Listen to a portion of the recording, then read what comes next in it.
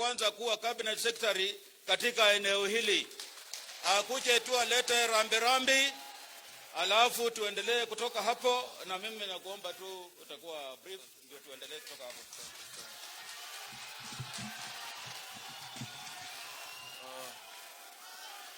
Asante sana. Basi haya. Basi kanisa letu takatifu, familia ya baba yangu Murunga, His Excellency the Deputy President, our brother former Prime Minister Raila Amolo Odinga, His Excellency the Governor of Kakamega, His Excellency the Governor of Bungoma, our elder brother Musalia Mudavadi, the party leader of Ford Kenya, who is also our brother, Moses Wetangula. Moses Wetangula, I'm sorry my brother. Na wale wote ambao wamekuja hapa kutusaidia kuomboleza matanga ya baba yangu, Mungu asifiwe. Assalamu alaikum. Basi vile nefi wangu hapa Washale amenena, mimi nitakuwa mfupi sana kwa maneno. Huyu ambaye amefariki ni baba yangu mimi. Na mimi nataka nichukue fursa hii kwa niaba ya wawanga wote ambao wako hapa kusema ya kwamba nachukua fursa hii kwa shukuru viongozi wote ambao wamekuja hapa na wale wote ambao wamekuja hapa kujumuika na sisi kumlaza roho ya baba yetu. Na mimi nataka niseme hivi jameni, sisi kama jamii ya wawanga tumepoteza pakubwa sana. Huyu mzee Murunga ambaye amepotea, kwangu mimi alikuwa baba yangu na alikuwa rafiki yangu sana. Na mimi nataka niseme ya kwamba kwa hii jamii ya wawanga itatuchukua tena muda mrefu sana kumpata tena mtu mwingine kama baba yangu Murunga. Murunga vile mnajua alikuwa mtu ambaye hakuwa muoga. Murunga ungemwambia hapa kuna hatari, atakwambia hapo ndio utanipata. Na vile mnajua hata mimi ukiniambia hapa kuna hatari, hapo ndio utanipata. Kwa hivyo sisi kama jamii ya wawanga tumepoteza mahali pakubwa sana. Na kifo cha baba yangu alipofariki, ninyi vijana mtulie bana, relax. Baba yangu alipofariki, mimi nilikuwa kwa nyumba hapa, nikaambiwa ya kwamba mzee Murunga amefariki. Na mimi nikatoka hapo, nikaenda moja kwa moja mpaka pale Mochari St. Mary's. Luckily nikapata nefi wangu Washali, huyu alikuwa shafika hapo. Tukapata mwili umelazwa hapo na mzee akakuwa amefariki. Tuliketi hapo mochari kuanzia saa 3 ya usiku mpaka saa 9:30 tukitafuta njia vile mzee anaweza safirishwa aende Nairobi, kwa sababu tulikuwa tumeambiwa ya kwamba tutaambiwa nini kimemuua wakati atapelekwa kule Nairobi. Muda ile gari ambayo ilitumwa tukapata ni ambulance tu imetumwa na haina hata sanduku. Mimi nikasema hii haitawezekana, kwa sababu hata kama baba yangu mwenyewe angekuwa mzima hangekubali kufungwa na makamba na akimbizwe kwa barabara paka Nairobi. Nikasema nyinyi mungoje ifiki asubuhi tuone vile tutafanya. Asubuhi yake nikaambiwa ya kwamba Parliamentary Refugee Commission wametuma a VIP van na sanduku. Mimi nikasema kama wametuma VIP van na sanduku then that's okay. Kwenda pale nikapata hiyo inaitwa VIP van, but kwangu mimi kuangalia niliona ile ilikuwa Land Cruiser tu ya polisi. Nikasema ni sawa, kwa vile sasa mikono zetu zimekuwa fupi, wacha baba yetu atembee kwa barabara. Baba yetu ametembea kwa barabara good hours kutoka hapa Western mpaka Nairobi. Na hiyo yote ikifanyika, ndugu zangu, tuko na marafiki, tuko na mandugu wenye wanajiweza. Sasa mimi nikaanza kujiuliza, kama baba yangu mjumbe ako na marafiki, ako na mandugu na colleagues wake ambao ni wabunge, anaweza tembea 12 good hours mpaka Nairobi, je, mimi tu mtu raia nitakuwa namna gani kifo ikinipata? Leo vile tuko hapa na ndugu zangu wabunge kutoka Western, kwa heshima kubwa, sisi tunawaheshimu na mmechaguliwa na hawa wananchi. Na nyinyi kila siku mnasema Luhya unity, Luhya unity, tukuje pamoja. Jameni, mara ya kwanza viongozi sisi wa Luhya, tuache kulia watu wa nje. Sisi viongozi wa Luhya tumejaibisha. Tumejaibisha mahali pakubwa sana. Kwa sababu hawa wabunge wa Western Province, they are over 43. Kama mngechanga tu shilingi 20,020, tungepata ndege ya airlift baba yetu Murunga mpaka Nairobi. Sasa saa hizi naona wamevaa makoti za omboto, wamejaa hapa.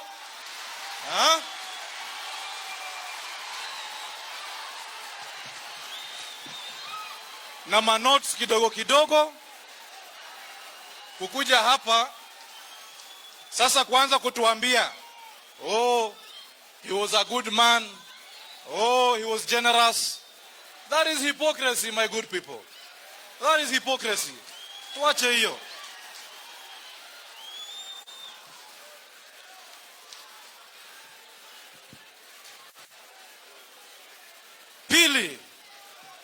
Pili, wakati baba yangu amefika Nairobi,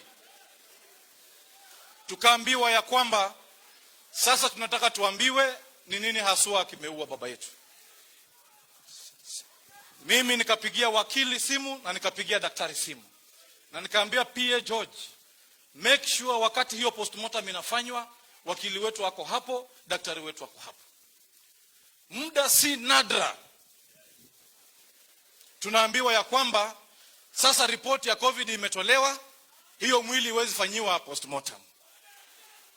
Na mmesikia mama akieleza hapa, huyu mama huyu ndio mke wa mheshimiwa. Kama kweli mheshimiwa alikuwa na COVID na COVID ndio ilimuua, mbona huyu mama hajapelekwa isolation?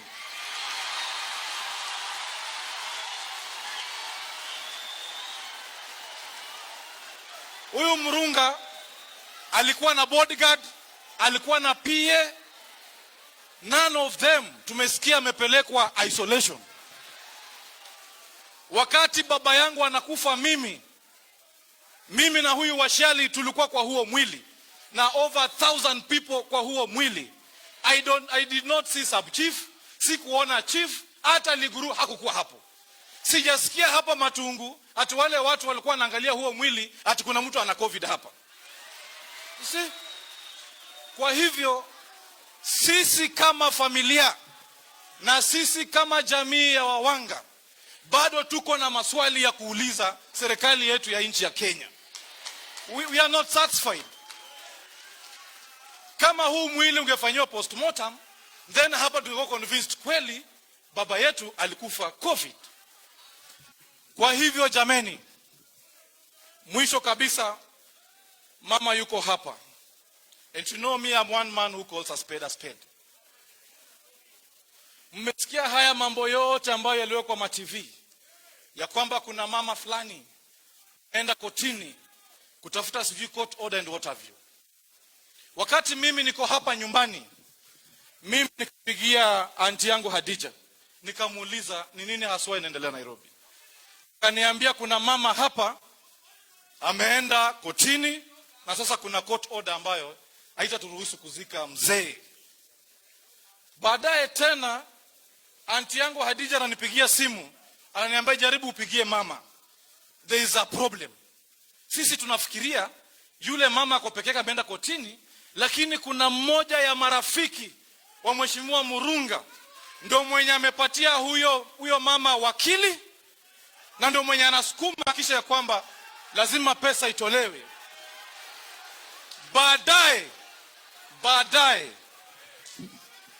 Baadaye mama ananipigia simu anasema, Mheshimiwa Khalwale ananiambia ya kwamba nipeane shilingi 1,200 ndio kesi itolewe kotini. Sasa mama akakuwa analia. Nyinyi ndio marafiki wa Murunga, nyinyi ndio mngechanga pesa muhakikishe ya kwamba mmelipa huyo mama, huyu mama asiendelee na kesi. Mimi mama mjane nitapata wapi pesa ya kulipa ndio tupewe mwili wetu kutoka kwa mochari? So my brother Khalwale, with due respect, mimi ndo nilikushika mkono nikakupeleka kwa ofisi ya naibu wa rais na kuambia leo yale yote umefanyia jamii yetu ya Wawanga. Kwa niaba ya Wawanga mimi nasema tumekusamea wewe Khalwale. We have forgiven you.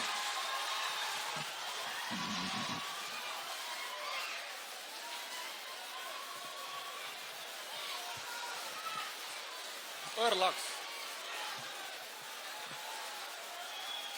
Mwisho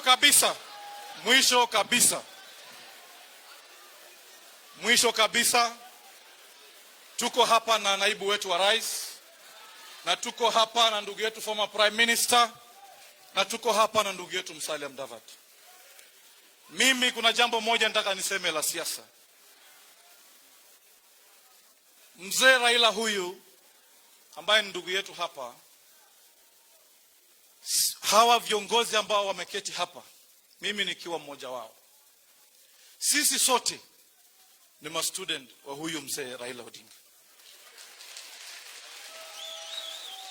Kuanzia kwa ndugu yangu naibu wa rais Musalia Mudavadi, Washali huyu, sisi sote ni students wa huyu mzee. Ile mimi nataka niseme hapa kwa matanga ya baba yangu, ningeliomba ndugu zangu wale mmeketi hapa kwa heshima kubwa, nchi yetu iko mahali pabaya, nchi yetu haiko mahali pazuri, na nyinyi ndio viongozi wale sisi tunaangalia. Na leo sasa nyinyi wote mko hapa, si wako hapa wote? Mzee Raila, sisi tunakuomba kwa heshima kubwa, wewe ni baba yetu, na vile mimi nimepiga rada hii maneno vile nimeangalia 2007 hii ndio ilikuwa timu ya Pentagon. Ni kweli si kweli? Na hawa wote si walikuwa wanataka kiti kuje pande hii itoke pande ile. Sasa mimi nataka niwapatie siri kidogo hapa. Mimi naomba hivi, leo hapa sisi Kakamega County ama Western Province tuko na ndugu yetu Musalia, tuko na His Excellency Governor Oparanya. Na mnajua sasa Oparanya huyu amekuwa mjumbe 2 terms, amekuwa waziri, amekuwa governor 2 terms, sasa hii ni chairman ya magavana Kenya mzima. Si huyu mwanaume yako na CV? Na si mnajua yeye ndio deputy party leader ya ODM? Na si mnajua baba ndio party leader? Na si mnajua deputy president ni rafiki yetu? Mimi naomba baba, kwa sababu huyu baba lazima tumchunge. Ni kweli si kweli? Mimi naomba tu kwa heshima kubwa, baba, wewe ni baba yangu. Wewe chukua huyo Oparanya na William Ruto, fungia kwa kona, sema hawa wanatosha, na wakishachukua serikali, mnajua ndugu yetu Musalia yako hapo, Wetangu lako hapo, na mimi niko hapo nitashikilia kwa sababu hata mimi nimekuwa waziri. Si hii game itakuwa imeisha jameni? Wangapi wanasema hawa wangwana waketi pamoja? Kwa hivyo mimi sitaki kunena kuzidi hapo. Mheshimiwa naibu wa rais, asante sana kwa kuja kusimama na rafiki yako. Wewe ni rafiki yetu. Mheshimiwa Prime Minister, asante sana kwa kuja kuzika ndugu yako.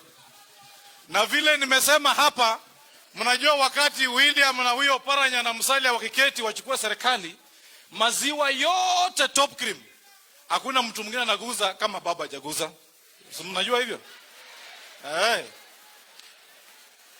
Baba, asante sana kwa kuchukua nafasi yako kuja kulia na baba yangu. Mheshimiwa Oparanya, asante sana, umesimama na baba yangu kutoka afariki, tunataka tuseme asante sana. Mheshimiwa Musalia Mudavadi, asante sana, umesimama na sisi tangu baba yangu akufe, yale yote umetufanyia, tunasema asante sana. Ndugu yangu Moses Wetangula, asante sana. Ndugu yangu Speaker, asante sana ndugu yangu kwa kuja kuzika baba yangu.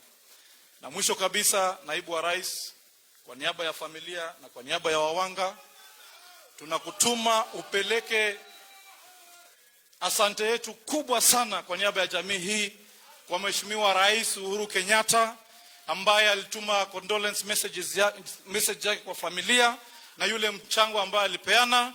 Tunataka tuseme asante sana, Your Excellency the Deputy President. Thank you very much. God bless you people.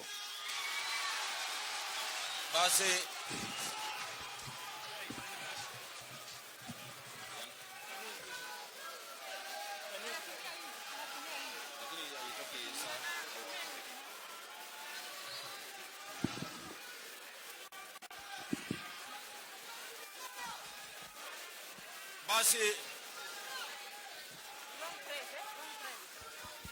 haya, basi tulikubali CS aongee kidogo kwa sababu ni mmoja wa jamii.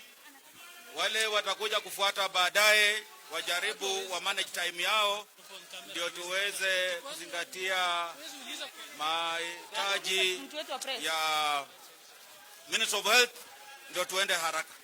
Sasa basi nataka nichukue nafasi hii kuita mwenyekiti wa Ad Hoc Committee of Parliament, ndugu yetu Mheshimiwa wa Navaholo, ndugu yetu Emmanuel Wangwe, akuja atuzungumzie kidogo na atusomee ujumbe kutoka kwa Speaker wa National Assembly. Welcome. Asante sana. Asante sana Mheshimiwa Washali, Your Excellency the Deputy President, Your Excellency the Prime Minister, all protocol observed. Mirembe Lundi. Mirembe kia Mheshimiwa Murunga. Mirembe. Nitachukua muda kidogo sana. Tuko na wajumbe wengi hapa na tuko na viongozi wengi. Na mimi kama aliyekuwa chairman wa Ad Hoc Committee, kwanza nishukuru bunge la kitaifa chini ya Mheshimiwa Speaker Justus Murunga kutupatia nafasi hii. Na niko na kamati yangu yote ambayo ilishughulikia haya maneno. Naomba kamati ya Ad Hoc Committee in the National Assembly kindly move forward for introduction. Nitawatambua tu kwa majina, lakini msimame tafadhali, angalau naibu wa rais ajue wale watu ambao wamesimamia matanga haya. On my right, Your Excellency, ni Senator Petronila Were, nominated Senator ANC. Next is the woman rep for Kakamega County, Honorable Elsie Muhanda. Asante sana Mheshimiwa. Next is Mheshimiwa Bernard Shinali, the MP for Ikolomana and Chairman, the Caucus of Parliamentarians, Kakamega County. Thank you, Mheshimiwa. Next is Mheshimiwa Omboko Milemba, the MP for Emuhaya. Thank you, Mheshimiwa. And my co-chair, Honorable Senator Cleophas Malala, who was also the co-chair for this ad hoc committee. And then I don't forget you as faithfully here, the Honorable Ben Jomo Washali, who was also a member of the committee. Your Excellency, allow me now to introduce my colleagues in the National Assembly. They are very many in number. We have really come here to mourn our colleague. And because we are many and we have our leaders here, I beg that you just adhere to simame, niwatambue kwa majina from a distance. I can see all of you from wherever you are. Kindly stand up, my colleagues. And you can come forward so that the members, the congregation can see you. And even the Deputy President, Prime Minister can see you where you are.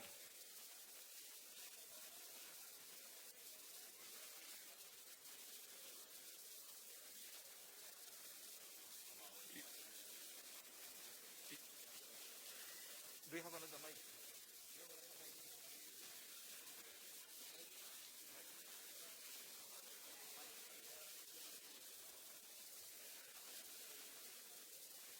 These are members of the National Assembly.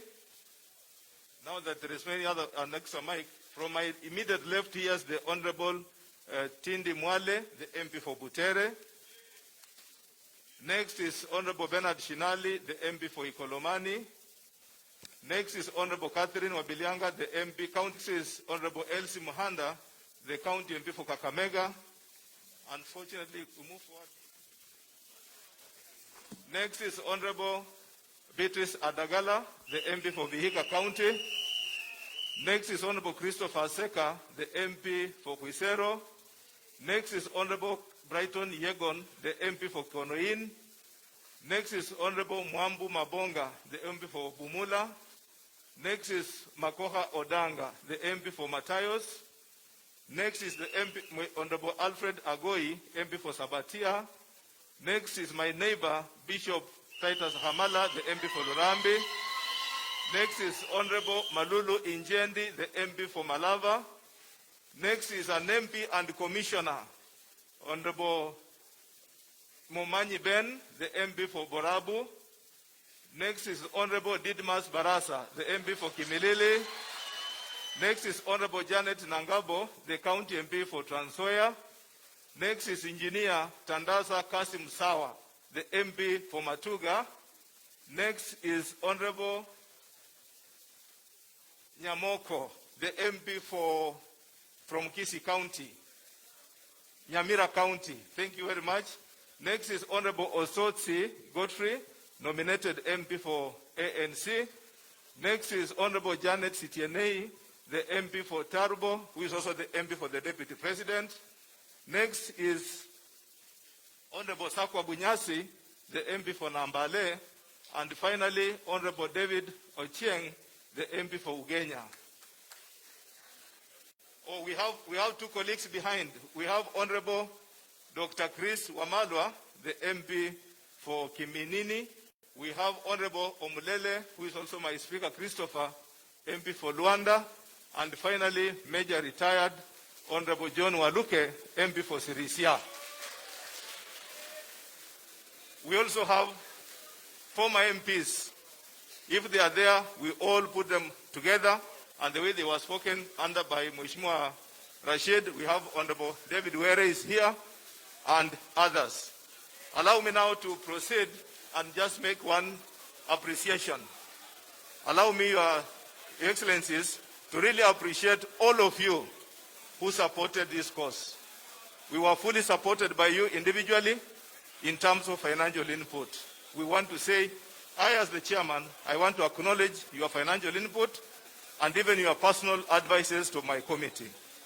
I want to single out particularly to appreciate Parliamentary Service Commission for the full support as we stand here.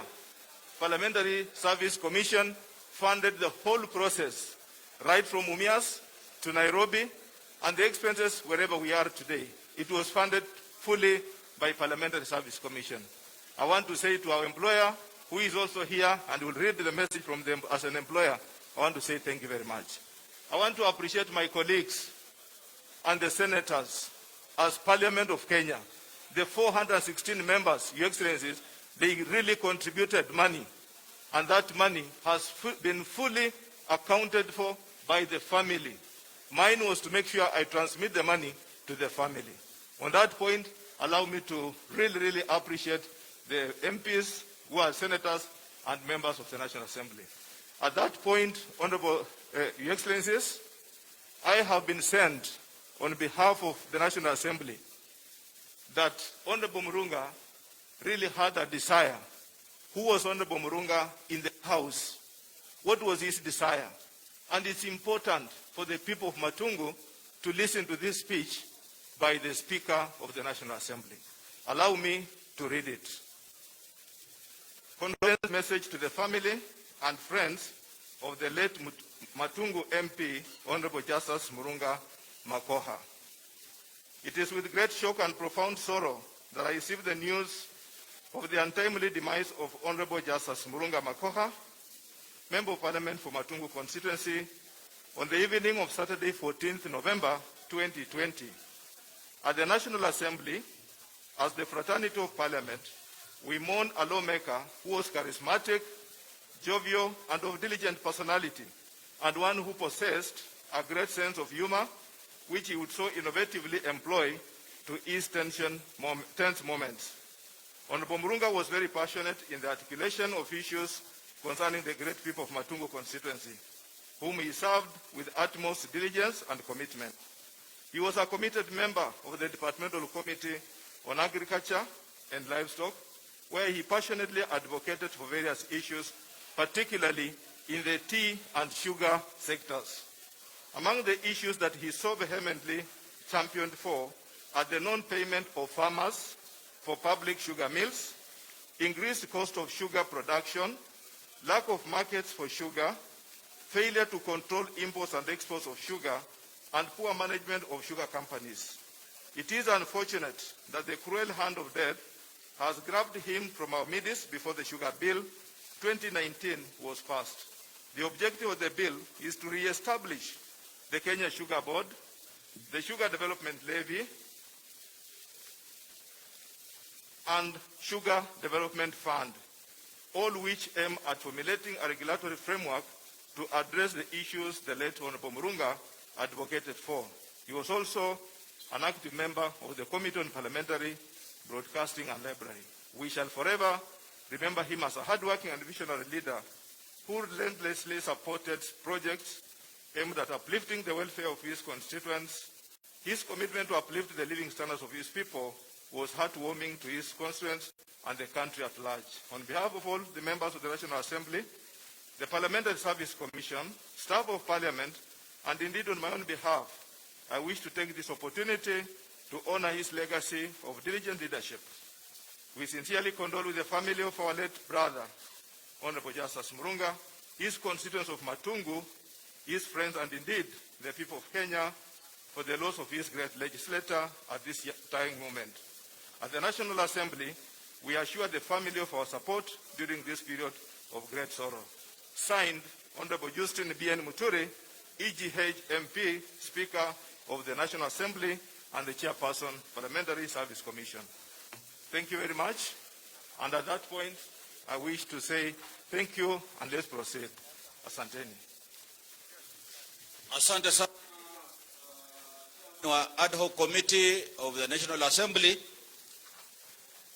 I want now to request our Senator Malala to come and also introduce his counterparts in the Senate. Welcome, Mheshimiwa.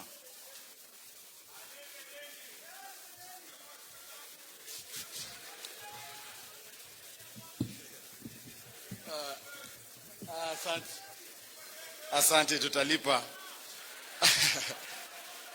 Nitapatia Rashid ataleta. Haya basi, wakaazi wa Matungu Mlembe bosi. Hebu nione salamu kwa yao. Bwana Yesu asifiwe. God is good and all the time. Asante sana Naibu wa Rais wa Jamhuri ya Kenya, Your Excellency Right Honorable Raila Amolo Odinga, my party leader Musalia Mudavadi, Mheshimiwa Moses Wetangula na viongozi wote ambao wamefika hapa.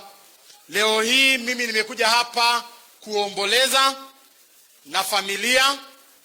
Vile Mheshimiwa Murunga aliaga, mimi nilisikia uchungu sana kwa sababu Mheshimiwa Washiali alinipigia simu usiku akaniambia kwamba tumempoteza ndugu yetu.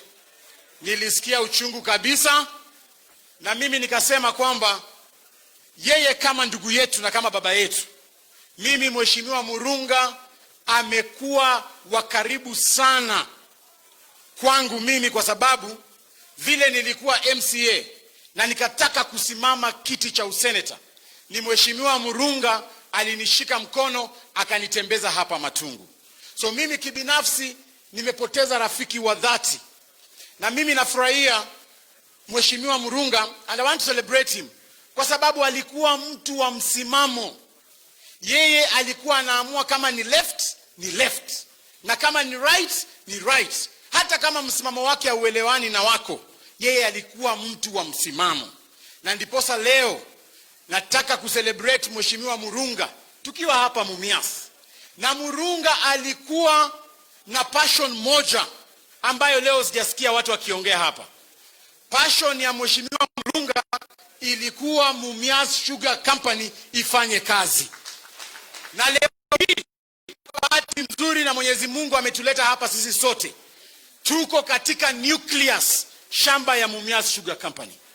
Na viongozi wote ambao wanaweza saidia Mumias ifufuke ama isifufuke pia wako hapa na sisi leo. Mimi nataka kuomba tafadhali Naibu wa Rais William Ruto, ile zawadi unaweza saidia watu wa mkoa wa Magharibi, kwa sababu tumehangaika sana kama factory yetu haifanyi kazi. Rais, mimi ningependa kukuomba, you are the Deputy President of the Republic of Kenya. As much as you are a hustler, najua wewe ni mdosi pia. Tafadhali, solution before 2022. Najua kuna aspiration na watu wengi wanataka kuwa marais wa Jamhuri ya Kenya. Kama watu wa mkoa wa Magharibi, the scorecard that we shall use, mkuje mtufufulia Mumias, ndio tujue tutapigia nani kura 2022. Kwa sababu sisi hatuwezi endelea kuumia tukipiga kura miaka 5 inaisha, ingine inaisha. Msimamo wa pili ambao Mheshimiwa Murunga alikuwa nao ni kwa chama chake cha ANC. Kila wakati alikuwa ananiona na yumba, alikuwa ananipigia simu, ananisomea kabisa. Na mimi nashukuru yeye aliniweka laini. Mumeona siku hizi niko kwa laini hapo nyuma ya Musali, anatembea. Na mimi nataka kuchukua fursa hii niwaambie watu wa mkoa wa Magharibi ya kwamba mimi kibinafsi nilikuwa tu MCA. Mkanipatia nyadhifa nikawa seneta wenyu. Lakini vile nilifika katika bunge la Senate, mimi nilipewa nafasi na huyu baba anaitwa Raila Odinga, nikawa Deputy Minority Leader. Nataka kuchukua fursa hii kwa heshima baba kusema kwamba mimi nashukuru sana.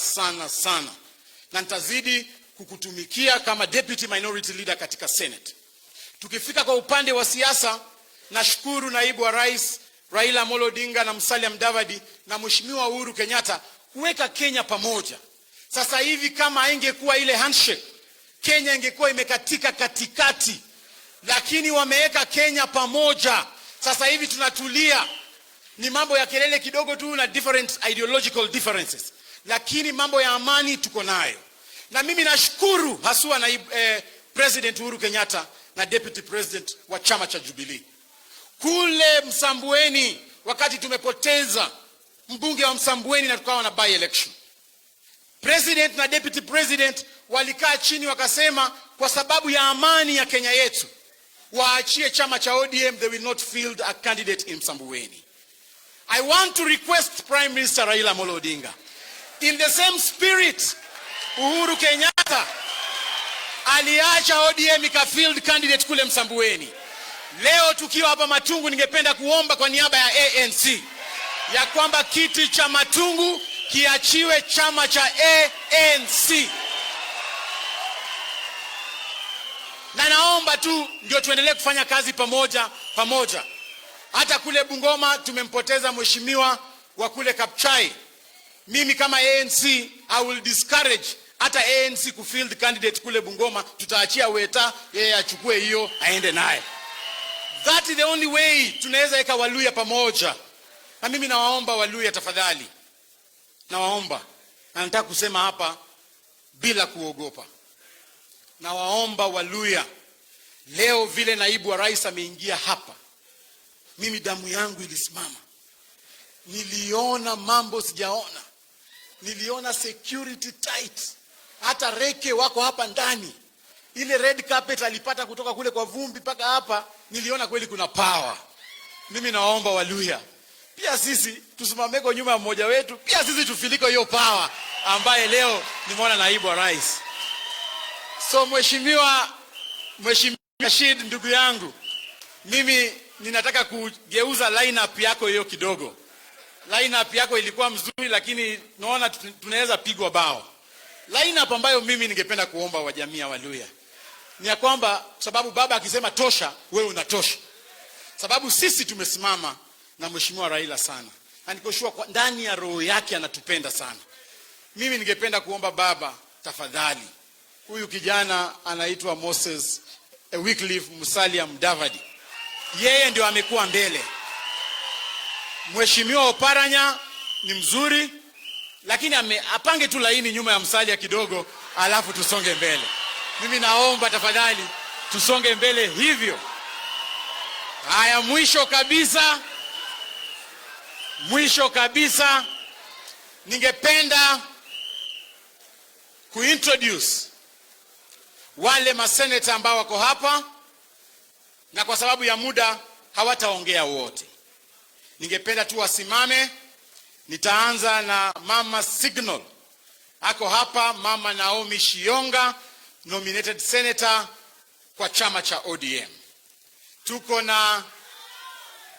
Tuko na Mama Petronila ambaye ni nominated senator kwa chama cha ANC. Tuko pia na Mheshimiwa Moses Wetangula, ataongea baadaye, lakini yeye ni senator wa Bungoma. Mheshimiwa Moses Wetangula, wanasema mundu, si ndio? Na ni baba yetu pia hapa.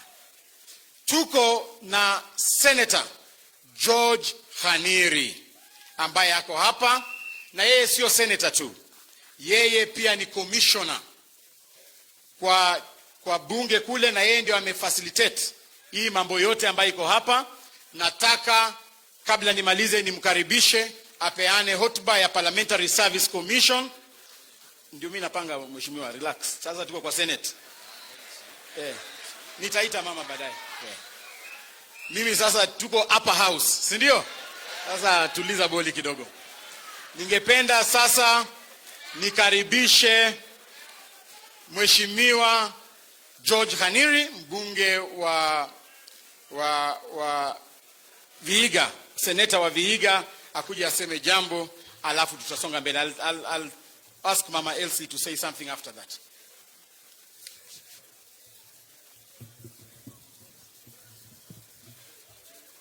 Viongozi wetu akiwemo makamu wa rais, Right Honorable Raila Odinga, my party leader Musalia Mudavadi, my speaker Lusaka, and my brother Moses Wetangula, na viongozi wengine wote, jamii, mama mjane, na wote vandu vi Matungu, mirembe.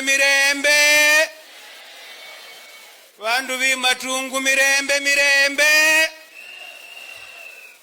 Nimesimamishwa kama mwajiri wa ndugu yangu marehemu Justus Murunga.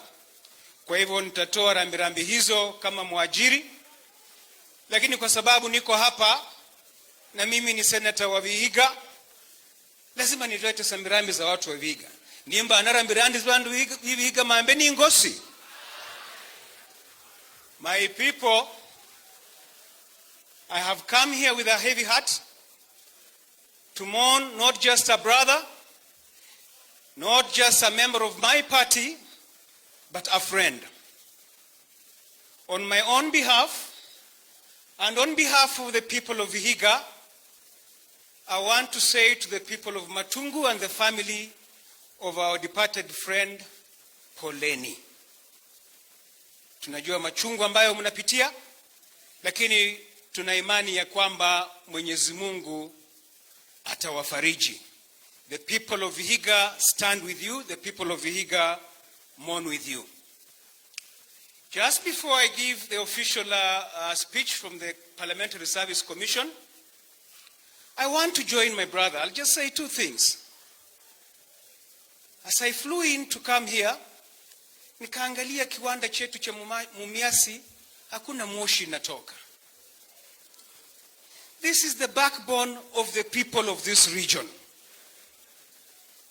Deputy President, katika manifesto yenu, katika campaign yenu ukiwa Jubilee, wakati huo sisi tukiwa NASA, tukijaribu kuwa NASA, mlitoa ahadi kwa kiwanda hichi. Waswahili wanasema ahadi ni nini? Wandu banja, ahadi ni nini? Na dawa ya deni ni nini? Bwana makamu wa rais, hiyo deni itabidi mulipe kabla tuende uchaguzi wa 2022. Itabidi mulipe. Because this is the backbone of our economy in this region.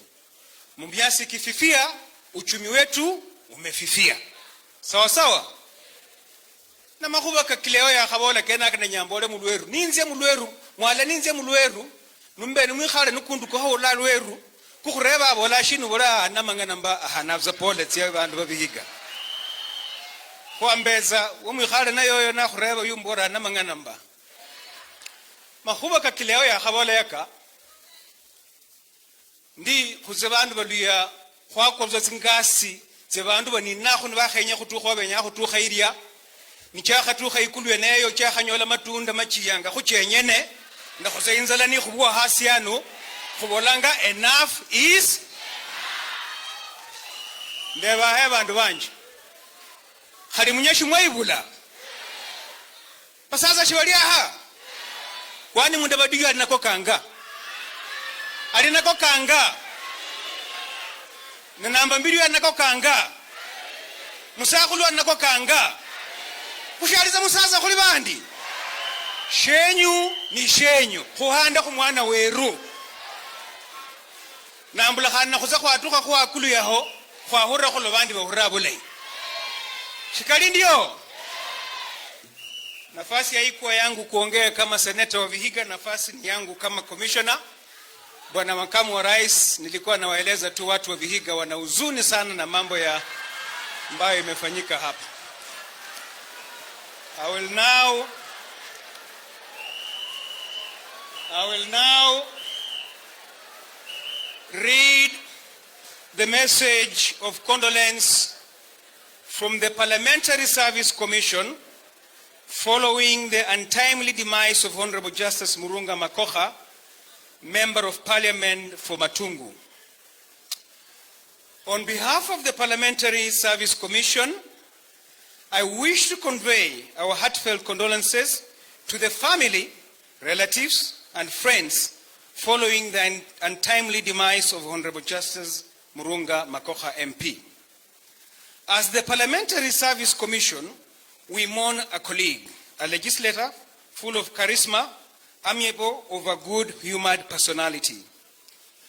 In Honorable Murunga, we have lost a progressive lawmaker who was full of passion when articulating the challenges faced by farmers as well as those concerning his constituents of Matungu constituency, whom he served with utmost diligence and commitment.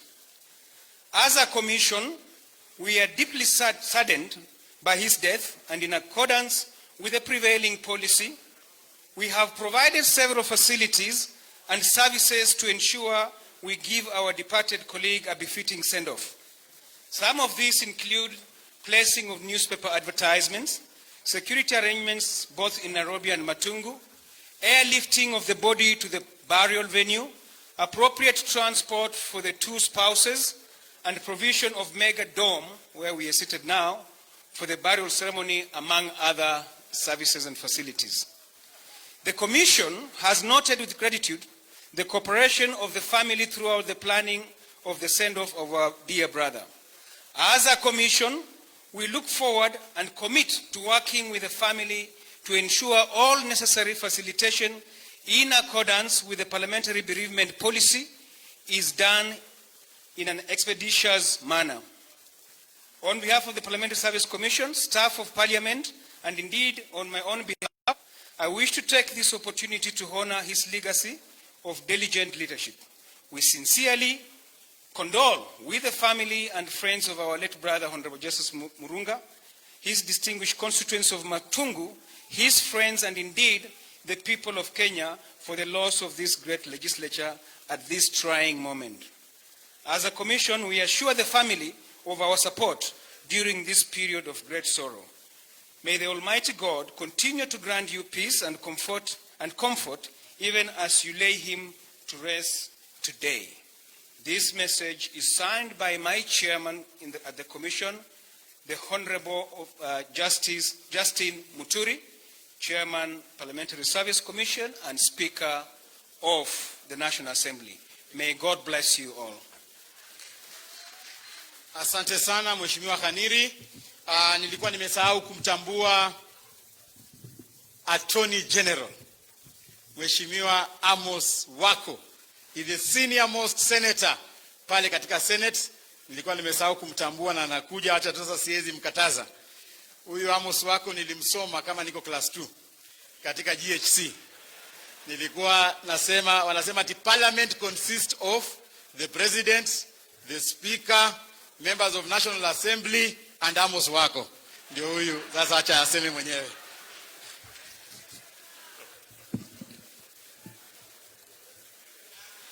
Wajane, watoto wa Honorable Justus MP wa hapa,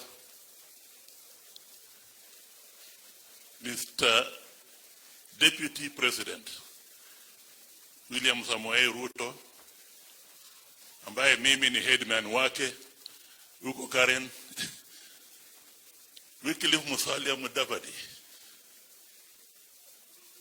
former Vice President, former Deputy Prime Minister, leader of ANC, Honorable Wetangula Masika Wycliffe, leader of Ford Kenya and of minority in Parliament. Please recognize me. I'm here. And in your eye, Lusaka. I'm very pleased to see you. My party leader, former Prime Minister of the Republic of Kenya, currently holding some high position in the African Union, a person who has been in the first, second, and third liberation in Kenya. As your member, I welcome you here. And I believe that one of your relatives at one time was in the court of Mumia here many years ago as a sergeant at arms, I don't know. The governor, soon to be Dr. Oparanya, governor of the county of Kakamega and chairman of the Council of Governors. My fellow members of Parliament, watu wa Matungu, watu wa Matungu, Murembe handi, Murembe Chanyasae. Mimi iko hapa, watu wanasema mimi ni mzee, mimi si mzee sana. Ati walikuwa kwa form 2 when I was already Attorney General. Lakini naonekana namna hiyo. Sionekana namna hiyo. At the time I came in, watu walikuwa wanazungumza maneno ya wivo tear gas. We were something. And then mwingine akasema kwamba lazima kwa hawa watu kutoka, lazima ng'ombe 42 sifanye nini? Sifike hapa, isn't it? Huko kwetu Buhayo, ng'ombe 3 inatosha. Lakini hapa ni 42. Na niliona hapa, nikasema kwamba wanatosha. Ng'ombe 42. I did not know the Mheshimiwa who was passed on very well, I must admit, because mimi ni Senate na yeye ni National Assembly. But I can tell you that about 3 weeks ago, he came and said, Mr. Wako, you are one of our leaders here, and I want you to know me well. And I hope that after BBI, we shall have more time to talk. That's what he told me. Then as we were discussing, nikaona kwamba huyu ni mtu ambaye anapenda watu wa Matungu, upendo wa dhati. Kwa sababu he told me, for now I can tell you, if you see me here and there, just to know I'm here and there kwa sababu natafuta money, natafuta watu wa kufanya project huko Matungu. Kazi yangu on behalf of the people who have elected me for the first time in these 5 years, I really want to do a lot in Matungu. And when he was elected, he visited a number of doors in government, but they were not opening. But then he visited one door and things opened. And I believe he was referring to the deputy president. And since that time, he has brought a lot of development in this area. So watu wa Matungu mepoteza kiongozi ambaye alikuwa anampenda sana sana sana. Nimesikia jana akasema hii viatu yake atajaribu. Nimesikia my namesake Eugene akasema kwamba yes, maneno yote ambayo the deputy leader wa Senate minority amesema hapa, ambaye pia ni senator wa Kakamega, hiyo maneno yote ambayo alisema, mimi kama mzee wa Senate naunga nini ile maneno yote ambayo George Haniri senator mwingine ambaye alisema hapa, mimi kama mzee wa Senate naunga nini maneno yote ambayo Masika Wetangula atasema hapa, kwa sababu yeye ni member wa Senate, taunga nini? Taunga mko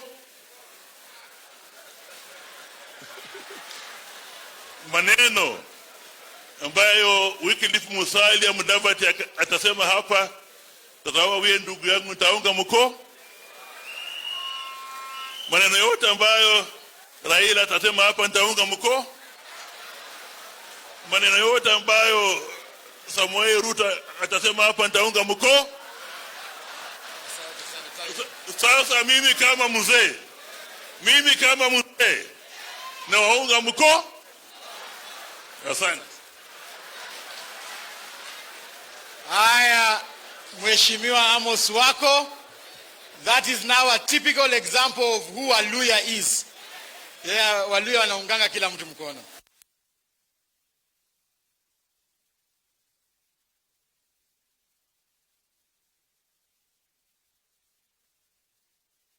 Kwa hapa kwa county na tutaki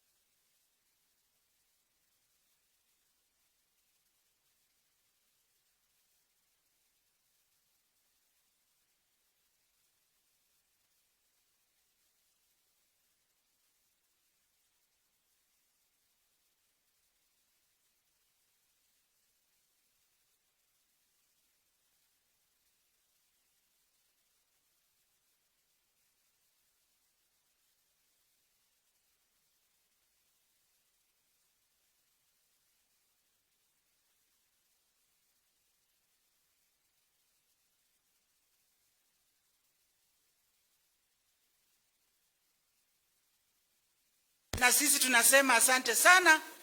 Na kabla sijaendelea, nataka women caucus msimame, wamama naona mama county wa Vihiga, mama county wa Trans Nzoia, nominated Petronila, nominated Signal, mama county wa Bungoma.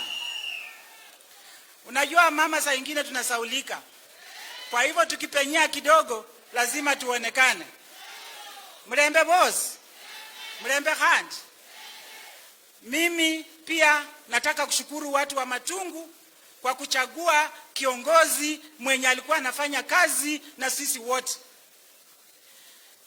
Kwa National Assembly tuko na wabunge 12 na wananiheshimu kama mama, na yeye pia alikuwa ananiheshimu sana. Na mimi naomba watu wa Matungu mchague kiongozi mwenye atakuwa kama huyu Mheshimiwa Murunga. Lakini ile kitu ilinishangaza, Jumapili kama mwili wa Murunga inaenda Nairobi, kulikuwa na wale kwa WhatsApp washaweka picha wanataka kwa MP. Shame on you. Shame on you. Sisi tunasema hivi, tungojee mheshimiwa alazwe mahali pake pema peponi. Parliament itatangaza, na ikimaliza kutangaza basi wenye wanataka watagombania kiti, ama namna gani?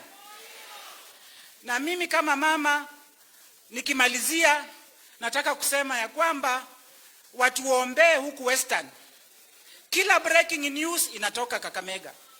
Kila breaking news inatoka Bungoma na Trans Nzoia, the whole of Western. Breaking news ilikuwa MP ameenda. Ingine jana tena tumepoteza MP mwingine. Another breaking news, tukapoteza watu wetu wengi kwa COVID. Tulipoteza chief of staff kwa ofisi ya governor, tukapoteza tena madaktari wengi sana. Kwa hivyo mtuweke kwa maombi. Na nikimalizia nataka kuambia wale wajane. Tuko na wajane wawili, tuko na Christabel na tuko na Grace, na nafikiri hakuonekana hapa kwa maana alikuwa anashughulikia mwili. Yeye ndiye alikuwa na mwili ikitoka Lugari, na sasa wako kwa Boma. Mimi nataka kuambia ya kwamba ile jembe wote mlikuwa mmelima sasa hakuna. Sasa ile iko, mshikane pamoja. Watoto wa marehemu wasome, ndio utapata hata senator atatoka pale, utapata mbunge atatoka pale. Kwa hivyo mshikane kabisa, na mimi namshukuru kwa maana kwa komiti mlikiwa sawa. Na pia mimi nataka mjue ya kwamba sisi wabunge, pia wabunge wote wa Kenya walidonate over 4 million shillings kwa hii matanga. Tusikae tu kama sisi hatufanyi kitu. Na hiyo pesa iko kwa wajane watapewa tukimaliza matanga. Asanteni sana, Mungu aweke mbunge mahali pema peponi. Asante. Mmesikia kwamba wabunge wote wa Senate na National Assembly wamechanga karibu milioni 4. Sio pesa ya kutayarisha matanga, bali ni sadaka tu ambaye tutapeana baada ya matanga. Sasa Rashid, mambo ya omboto nini, ujue tumejipanga. Tuko sawa. Ajue. Na mumeona ile Parliamentary Service Commission, ile maneno ambayo imefanya na ile budgets ambazo zimetumia hapa. Mheshimiwa Khaniri amesoma, na nikifikiri watu wote ambao walidhania wabunge hawajafanya kitu wamesikia. Kwa hiyo hotuba ya Mheshimiwa Khaniri ni vile tu alisoma kwa Kizungu. Sasa sijui kama kila mtu alisikia. Haya, ningependa sasa, kwa sababu nimeambiwa naibu wa rais anatoka na anaenda mahali pengine, nataka program iende haraka, na ningependa kumuita gavana wa kaunti ya Bungoma Bwana Wangamati akuje, alafu ndio tuende kwa speaker wa Senate tafadhali. Please, sawa ya muda. Yeah? Okay, nimeambiwa kwamba ni governor ndio nafaa ite governor. Hii magavana mna maneno sana. Na sasa mwananchi wa kawaida kikuita utaenda kweli? Sasa kwa sababu protocol yenyu ya governor imesema kwamba mimi ni karibisha yeye, lakini ningependa kabla nitoke nitambue, nilikuwa nataka kumtambua special way, nitambue speaker wa bunge la Senate Bwana Ken Lusaka hako na sisi hapa, na I pledge my loyalty. Nikifika kwa bunge usinipige viboko useme kwamba nilisahau kukutambua. So ningependa kuchukua fursa hii kwa mara nyingine kuwashukuru nyinyi wote kusaidia matanga haya na kumon Mheshimiwa Murunga na Mheshimiwa Governor. Mambo ya BBI tumekuachia ukuje utuambie, tusome tusikie, utuambie mwelekeo ni nini. Lakini sisi kama chama cha ANC tulikubaliana ya kwamba tumesoma yale marekebisho ambayo yamekuwa published na sasa hivi tunaunga BBI mkono. Ni afadhali tuwe na msimamo, na msimamo wetu ni kwamba tunaunga BBI mkono. So I want to challenge rafiki yangu Hasla pia leo, make a decision. Utuambie kama unaunga ama unapinga. Kizungu no, tafadhali tupatie mwelekeo. Hatutaki tukue katikati, tunataka tupatiane clear direction as to whether mnaunga mkono ama mnapinga. Thank you, Governor Wycliffe Ambetsa Oparanya. Karibu kabisa.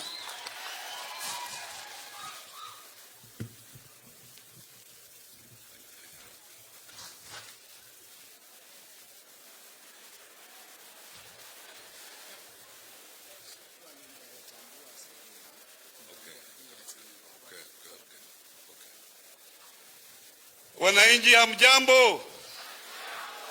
Mlembe bosi, mlembe khandi, mlembe Murunga.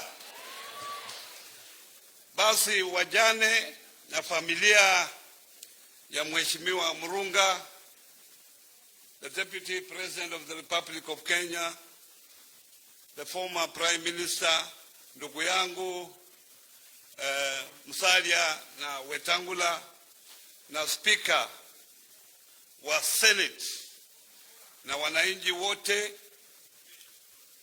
mimi yangu kwanza nataka wale ambao wametoka nje ya kaunti ya Kakamega nimkaribishe hapa.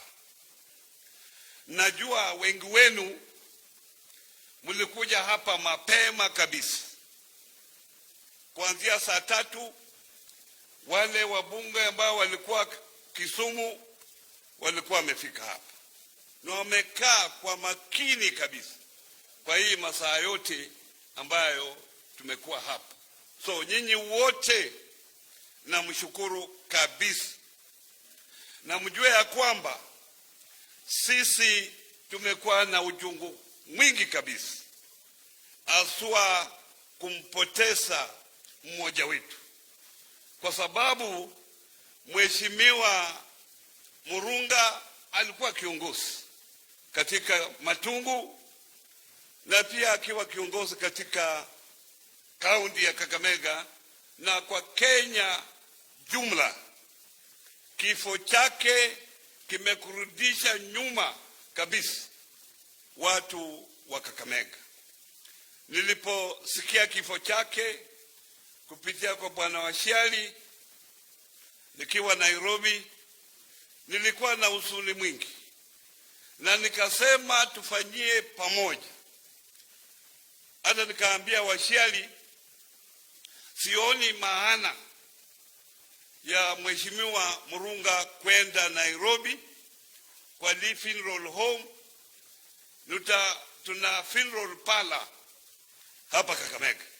Najua wengi wenu bagine mjapata nafasi ya kwenda pale. Hiyo funeral parlor ya Kakamega hata ni nzuri kabisa kuliko ile ya funeral home. Nataka mupitie huko siku moja ndio mwenyewe muone. Lakini wakati nilisikia huo ulikuwa mpango wa Parliamentary Service Commission, which is the employer of Murunga, nikasema hayo ni wawachie, kwa sababu hao pia wana policies zao, waendelee kufanya vile wanataka. Na nikasema tuwe na kamati hapa ambayo itahusisha watu wangu wa county, na ule county administrator walikuwa hapa kutengeneza matanga hapa nyumbani. Na kule Nairobi tulikuwa tunaongea karibu sana na mwenyekiti ya kamati ya kule Bwana Wangwe, tulikuwa pamoja, tukaenda hata kwa boma ya Mheshimiwa Murunga, nikakutana na wajana wake. Sisi tuna huzuni mwingi, na shukrani tu kwa wale ambao mumeweza kuja hapa, haswa viongozi ambao wametoka nje ya kaunti yetu, haswa Deputy President na former Prime Minister Raila Amolo Odinga. Asanteni kabisa. Wameongea hapa mambo mengi, wale walikuwa mbele yangu. Mambo mengi waliongea mazuri, lakini kitu ya muhimu ni ile kazi Bwana Murunga alifanya. Mnaona mwisho yake akiugua, lakini alikuwa anaongea mambo ya maendeleo. Alikuwa anaongea mambo ya TTC, mambo ya medical school, mambo ya Kibabii University mpaka mwisho. Kwa sababu ukiwa kiongozi hakuna mambo yote ambayo unaweza kufanyia watu, ni maendeleo, kubadilisha maisha yao. Ni Murunga alikuwa mstari wa mbele kwa mambo haya. Ndio kwa sababu nilisema hapa awali, tumepoteza kiongozi ambaye alikuwa karibu kabisa na watu wake hapa Matungu na wale watu wa Kakamega. Ningeomba tu Mwenyezi Mungu amweke mahali pema peponi. Hiyo ndio njia ya kila mtu. Sisi zote hiyo ndio njia yetu. Siku ndio hatujui. Lakini ningeomba tu Mungu amweke mahali pema peponi mpaka siku ile wanasema ukienda huko naweza kukutana. Sijui nani alienda huko akarudi na akasema walikutana. Lakini ndio wanasema Wakristo wako hapa. Basi nina jambo moja ambaye nataka niseme hapa. Aswa lile jambo la Mumias. Vile mnajua mimi nilikuwa co-chair wa ile task force ya mambo ya sukari. Na hiyo task force tulikaa mikutano 64 na tukatoa report tukapeleka kwa serikali. Na serikali ikasema itatekeleza yale mapendekezo ambayo tulikuwa tumeweka katika hiyo report. Na wacha niseme hapa, serikali imeenda hatua, na mimi nilisema mambo ya sukari sasa kuna yule mtu yoyote ambaye anajua kuliko mimi, kwa sababu nilikuwa kwa hiyo task force. Zile shida zote za wakulima, zile shida zote ambazo millers walikuwa wanapitia na wale watu wengi wachikatao katika hiyo sekta nasijua.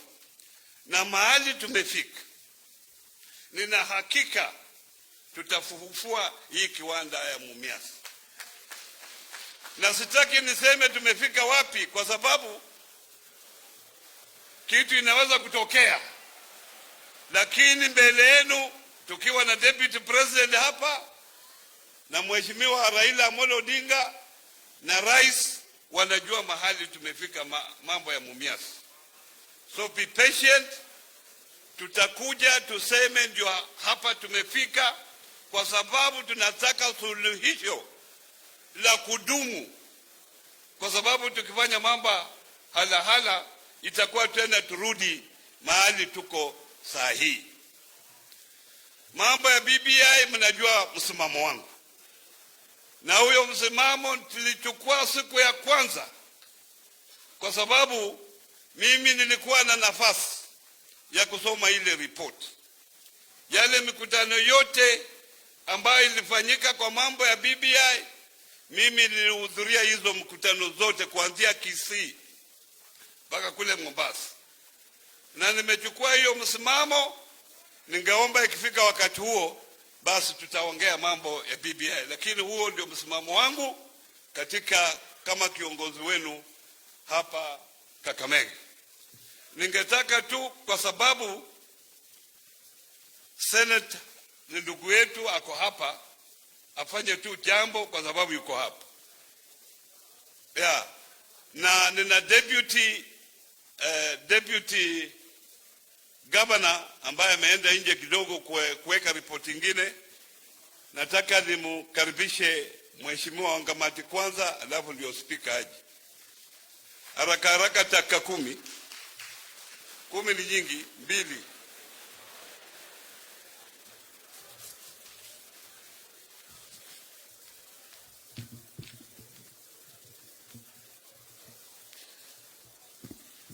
Familia ya Mheshimiwa Murunga, wake zake, Mheshimiwa Deputy President wa Republic ya Kenya, former Prime Minister, kiongozi wa ANC, Senator wa Bungoma, Speaker wa Senate, na wabunge wote, na wana Matungu, Bwana asifiwe. God is good and all the time. Pia nimekuja hapa kama gavana wa jimbo la Bungoma kutoa pole zangu kwa familia ya Mheshimiwa Murunga. Pia mimi nilikuwa nimemjua vizuri sana, na pia sisi wakazi wa Bungoma tulikuwa tunajua yeye pia ni resident wetu huko Bungoma.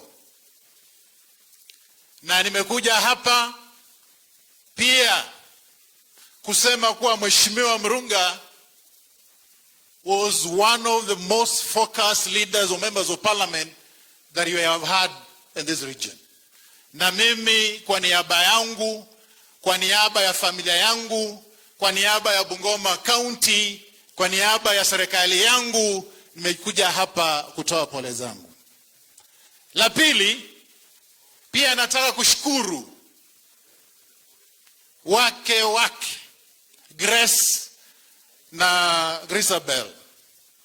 Nilikuwa nimeketi hapo chini, Mheshimiwa Deputy President, nikiongea na Senator Malala, kwa sababu hawa wake when I was listening to the kids speak, walisimama na Mheshimiwa Murunga wakati hakuwa na chochote. Lazima tuwapongeze kwa sababu walisimama naye when he was not yet even a member of parliament. Juzi tumekuwa hapa matanga na mambo ilikuwa mengine hapa. La tatu na la mwisho, nimeona tukiongea maneno ya uongozi katika Western Kenya. Na mimi nataka kusema without any fear of contradiction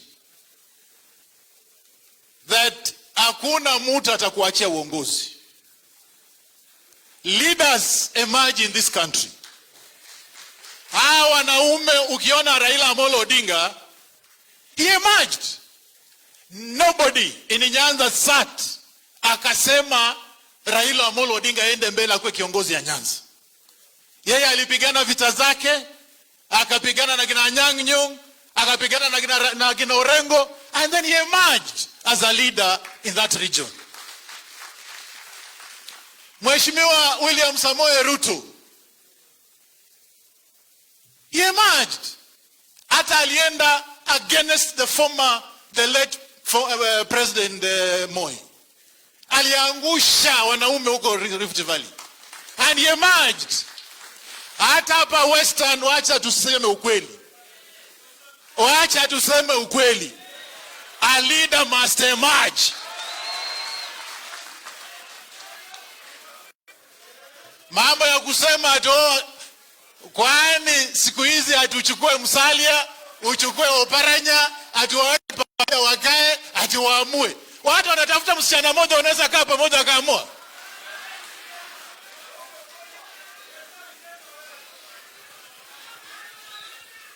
Hello? We expect, and I want to say this, in Western Kenya, a leader must emerge. Asanteni sana na Mungu awabariki.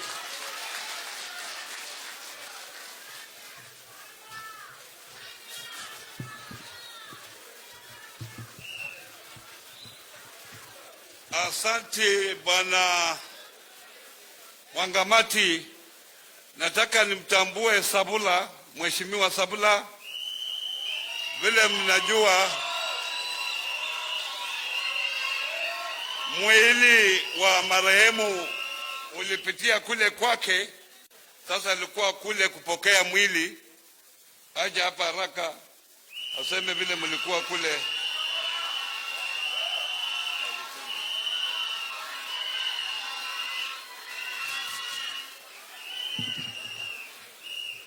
Asante sana Mheshimiwa Gavana Oparanya.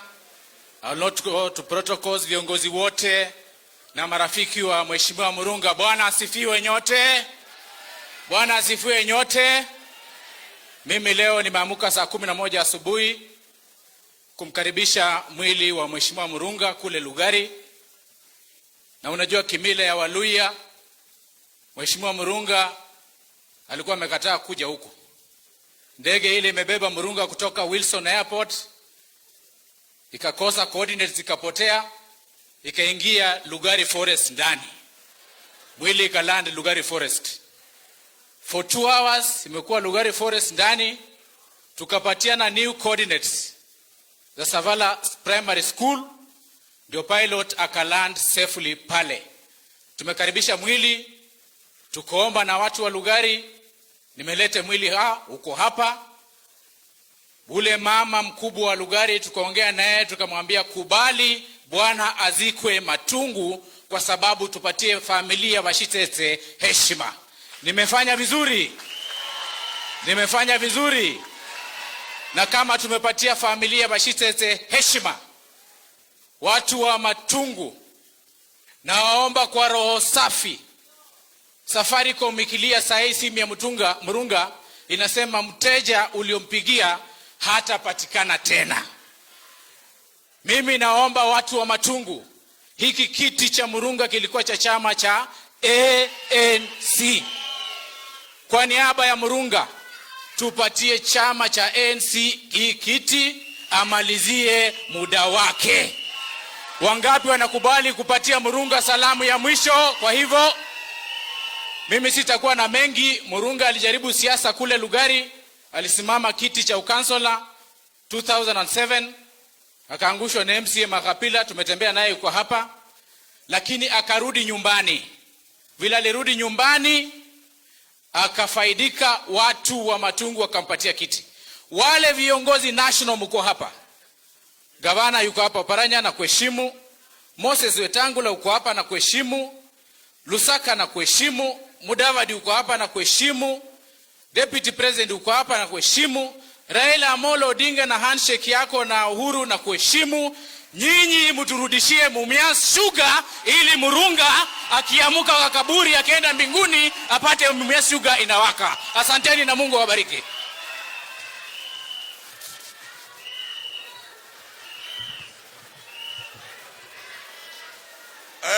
Nataka nimtambue Mheshimiwa Sifuna. Sifuna yuko hapa, ni Secretary General wa ODM. Now nataka nimuite ndugu yangu Moses Wetangula alete rambirambi zake.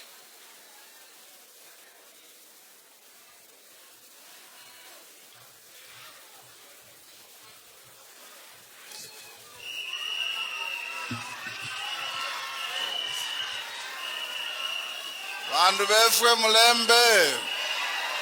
Mulembe swa. Mulembe te. Mulembe mia. Muli moyo. Tunasimama hapa mbele yenu, itikadi zote zikizingatiwa, nikitambua Deputy President, Prime Minister, ndugu yangu Musalia, Speaker, my colleagues senators na viongozi wote ambao mko hapa. Tumekuja hapa kumzika mmoja wa shujaa wetu, Justus Murunga, grew up in Bungoma. Unajua wakati ule Chief King Mumia conquered the whole of Mlembe Nation. Akatuma watu wake kutawala mpaka kule Vihiga, mpaka kule upande wa Butere na kule Bungoma alituma ndugu yake anaitwa Murunga. Yeye ndiye alitutawala kule Kimilili. Na mnakumbuka kuna mbunge alikuwa anaitwa Suleiman Murunga. Wanafanana na Justus, unafikiri ni mapacha. Wao wanatoka ukoo moja wa ule Murunga alitumwa na Nabongo Mumia kutawala kule Kimilili. Ndivyo mmeelezwa, Murunga alisomea Kimilili, akaenda Kamsinga na akakuwa kiongozi vile tunamzika leo. Mimi namheshimu sana huyu hayati kwa sababu kati yetu yeye amewahi kuita mimi na Musalia na kutununulia lunch na kutuambia, ndugu zangu, you are my big brothers, don't let us down. Very few people have done that. Na yeye hakusimama kujigamba, alifanya tu akiwa a patriotic son of the Mlembe nation. Murunga amekuwa anakuja mpaka kwangu to sit down with him and talk. Na yale mambo yote ametuambia tutazingatia. Because we come here today, tukizika Murunga, munajua pia mbunge wangu mwenye hupikia kura, James Lusweti Mukwe, alilala jana. Pigo kubwa sana kwa Mlembe nation.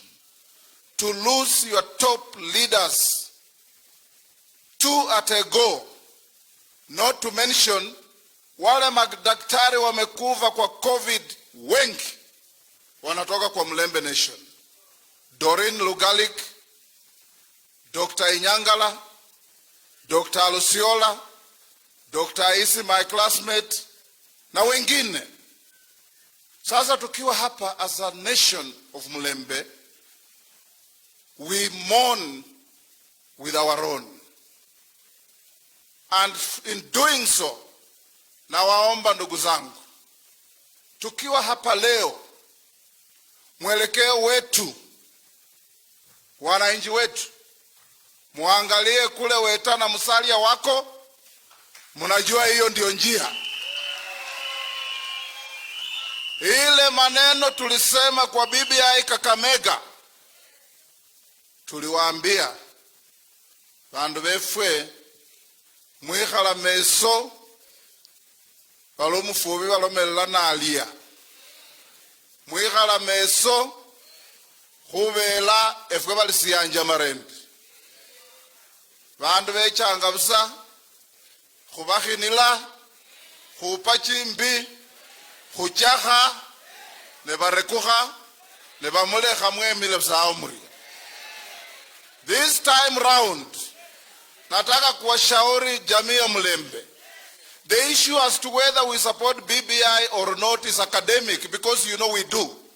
So mtu asikuje kutuambia I support BBI. That we have said many times. What you should be thinking today, what you should be thinking today as the Mlembe nation post BBI, where do we stand? Katika ile BBI ikipita, watu wa Mlembe kwa hiyo meza wako wapi, mtakuwa wapi? And that will only happen, watu wetu, if you stand together. Mukikawanya vipande 6, your strength weakens 6 times. Ndio mimi na Musalia tumesema, as we look to the future, we shall actualize what we have been saying in Matungu and in Kabuchai. Mimi na Musalia hatutakuja hapa kumenyana miereka kwa sababu ya Matungu. Hatutaenda kumenyana miereka kwa sababu ya Kabuchai. Tutatembea pamoja. Na bandu befwe bali sivi sibolela mwene. Sivi sibolela nani? Omwene. Nenamubolela Khanil Lemolundi. Omundu akhaba na akhuleka sekengila munji mwoka kwa basi lomu kazi kuituruma wapa chimbi tawe.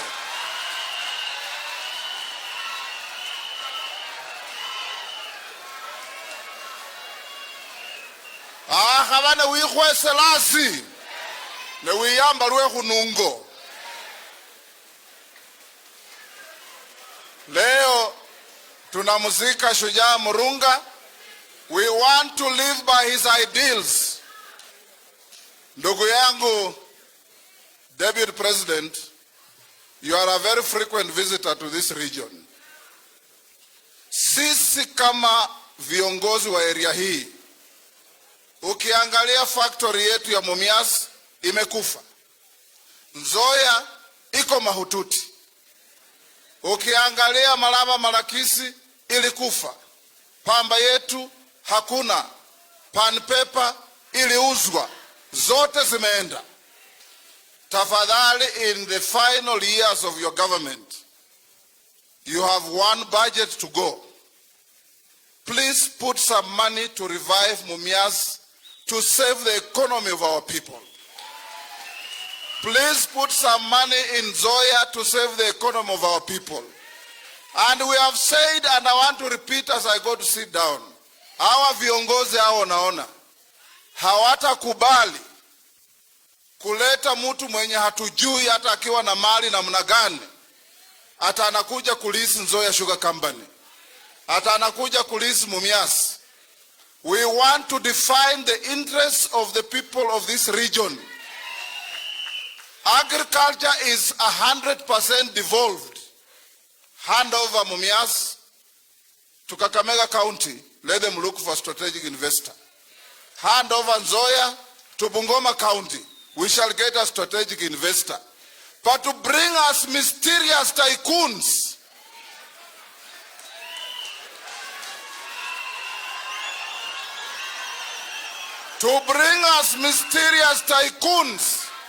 in the name of leasing our factories. Kwani wandu befu mundu na alise factory for 25 years. Isn't that a sin? 25 years, who will be here among us? Wengi tutakuwa tumeenda. So khumali laone khubola khuli bandu befwe enda ya mulembe mwikhale meso. Bandu befwe enda ya mulembe mulolelele bweni. Bandu befwe enda ya mulembe mulolelele nyuma. Bandu befwe enda ya mulembe mumanye muli sikhumola sikhuluma. Muriyo muno.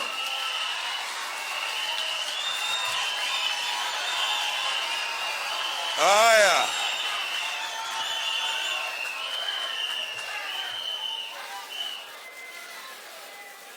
I should request Deputy President wants to go somewhere before he goes back to Nairobi. So I will request those remaining, if you can be to the point. Mheshimiwa Musalia Mudavadi, karibu.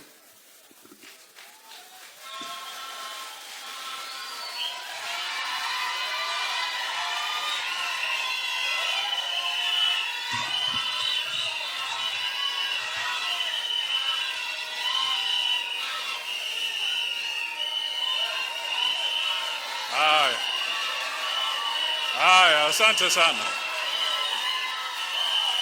Okay. Hey. Kuna mambo hapa Matungu leo. Mambo ni ajabu. Hawa ni watu maelfu na maelfu. Haya. Kwa familia ya marehemu Justus Murunga na watu wa Matungu wote na watu wa Kakamega County na watu wa Western Kenya, Deputy President Mheshimiwa William Samoei Ruto, Prime Minister Raila Amolo Odinga ambaye pia ni party leader wa ODM, magavana wetu, senator na wabunge ambao wako hapa na mwenzangu Moses Wetangula. Kwanza kwangu binafsi na kwa binafsi ya chama cha ANC, tunasimama hapa Matungu siku hii kusema pole kwa familia, pole kwa watu wa Matungu, na tena sisi kama ANC tunaombeleza kwa sababu tumepoteza mmoja wetu. Tunaomba Mungu arehemu familia na arehemu watu wa Matungu na wa Kenya kwa kijumla. Hii ni pigo kubwa, na wale wote wamezungumzia kuhusu Justus wamesema vile walimjua. Mimi kama kiongozi wa ANC nataka tu niseme hivi: Mheshimiwa Murunga alikuwa mtu ambaye hauwezi ukachezea. Mheshimiwa Murunga, ikiwa kuna mjadala na wewe uko hapo na labda neno lako haliingii vizuri, yani you are not making logic or you are not being logical, kaa chonjo, kwa sababu unaweza pokea kofi. Kwa hivyo kwa kifupi, vile nilisema kule St. Stephen's, nilisema Murunga was positively aggressive. When he was committed to something, he was positively aggressive and purposefully aggressive. Because there are some people who can be aggressive but they have no purpose. Wanakuwa tu aggressive lakini hawajui wanaelekea wapi and for what purpose. Lakini Murunga was positively and purposely aggressive kushika maendeleo ya watu wa Matungu.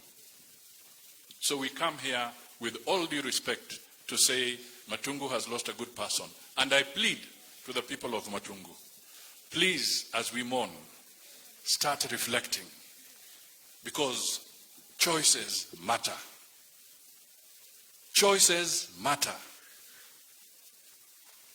Mutafute kiongozi pole pole, kwa heshima ya Murunga na kwa heshima ya watu wa Kakamega na Matungu.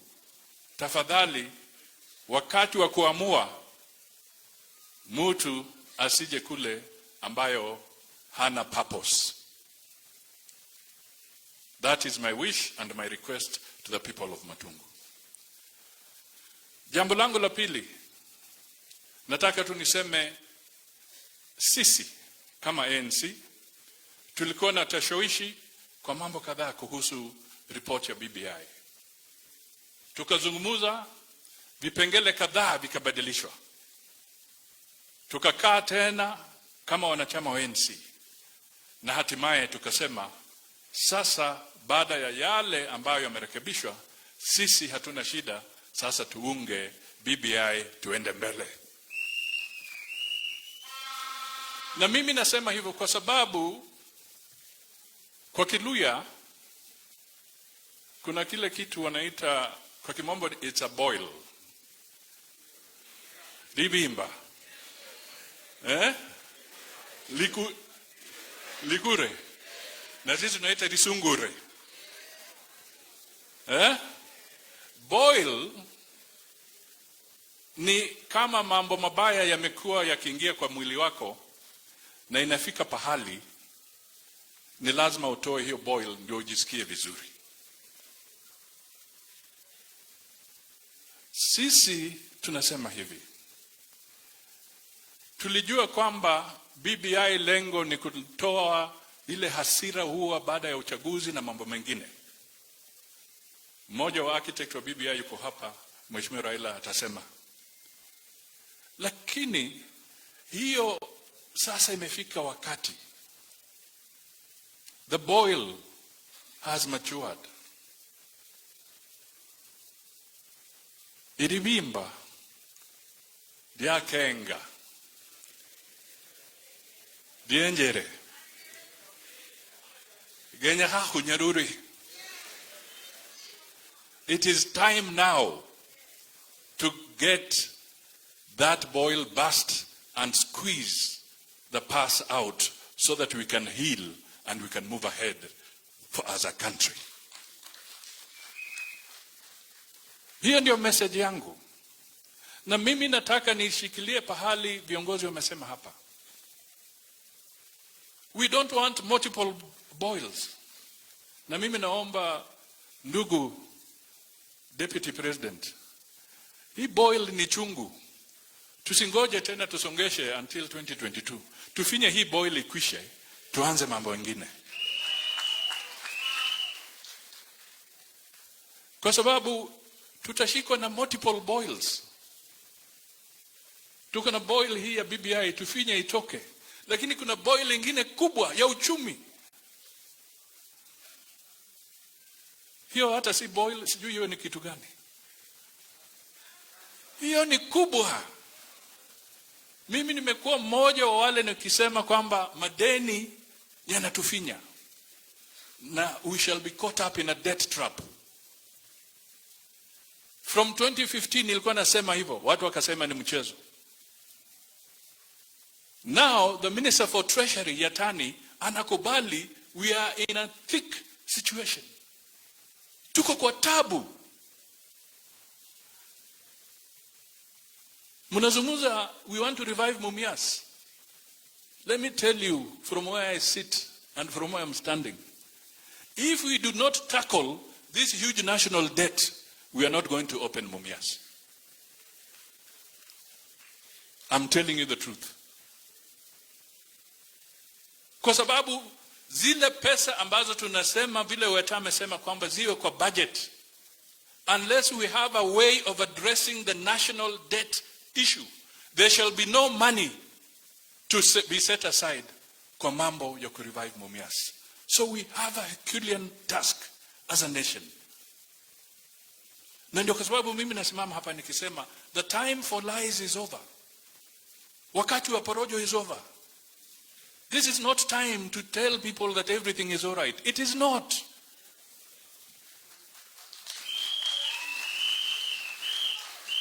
It is not. And the more we prolong something, the more we delay the process of recovery. BBI for 2 years. Now we are entering the 3rd year. If we prolong this thing again, we are delaying the process of economic recovery. Mimi nataka tufike tukiingia 2022. Mimi, I should be selling what is my agenda for the people of Kenya when I'm seeking the presidency. And anybody else who is seeking should be telling the people, this is what I'm seeking for Kenya. Whether it is Deputy President, whether it is Mheshimiwa Raila, or anybody else. Whoever is there, let us finish this debate. Because we are causing confusion to investors. We are delaying investors. We are making them uncertain. They don't know where this thing is going to go. For how long are we going to delay them? Let us get rid of this uncertainty. Let us burst the boil. Let us burst the boil. Hiyo boil ikiwa chungu na baridi ingie, hata ukijaribu kufanya tu kidogo hivi inakuwa painful. So let us burst the boil. And who is going to burst the boil? The Kenyans. They will vote yes or they will vote no. But we cannot continue prolonging this debate. If you are to ask me, hata mimi nimechoka kuzungumza mambo ya BBI. So let us burst it. Let us burst it. Let us burst it. Tufinye hii kitu. Mambo ikuishe. Tuanze kutembea kama Wakenya. Na tutoe agenda mpya. This is the message I'm putting across. Kwa hivyo Bwana Deputy President, wewe ukikaa kwa boil hapo, hautakaa vizuri. Let us burst this thing. Kwa hivyo mimi namalizia nikisema let us move as a nation, let us work together, let us work for the interests of this country. And I'm sure we shall succeed. But as I speak again, Let me remind you, agenda number 1, the economy. Agenda number 2, the economy. Agenda number 3, the economy.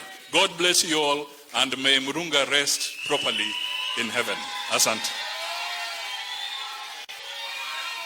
Haya, asante sana.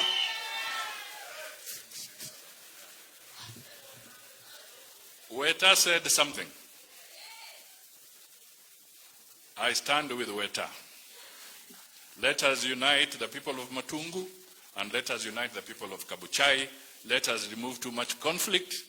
Let us work together. COVID is with us. COVID can destroy us. Let us be our brother's keeper. Let us work together. God bless you all. Haya, Speaker wa Senate.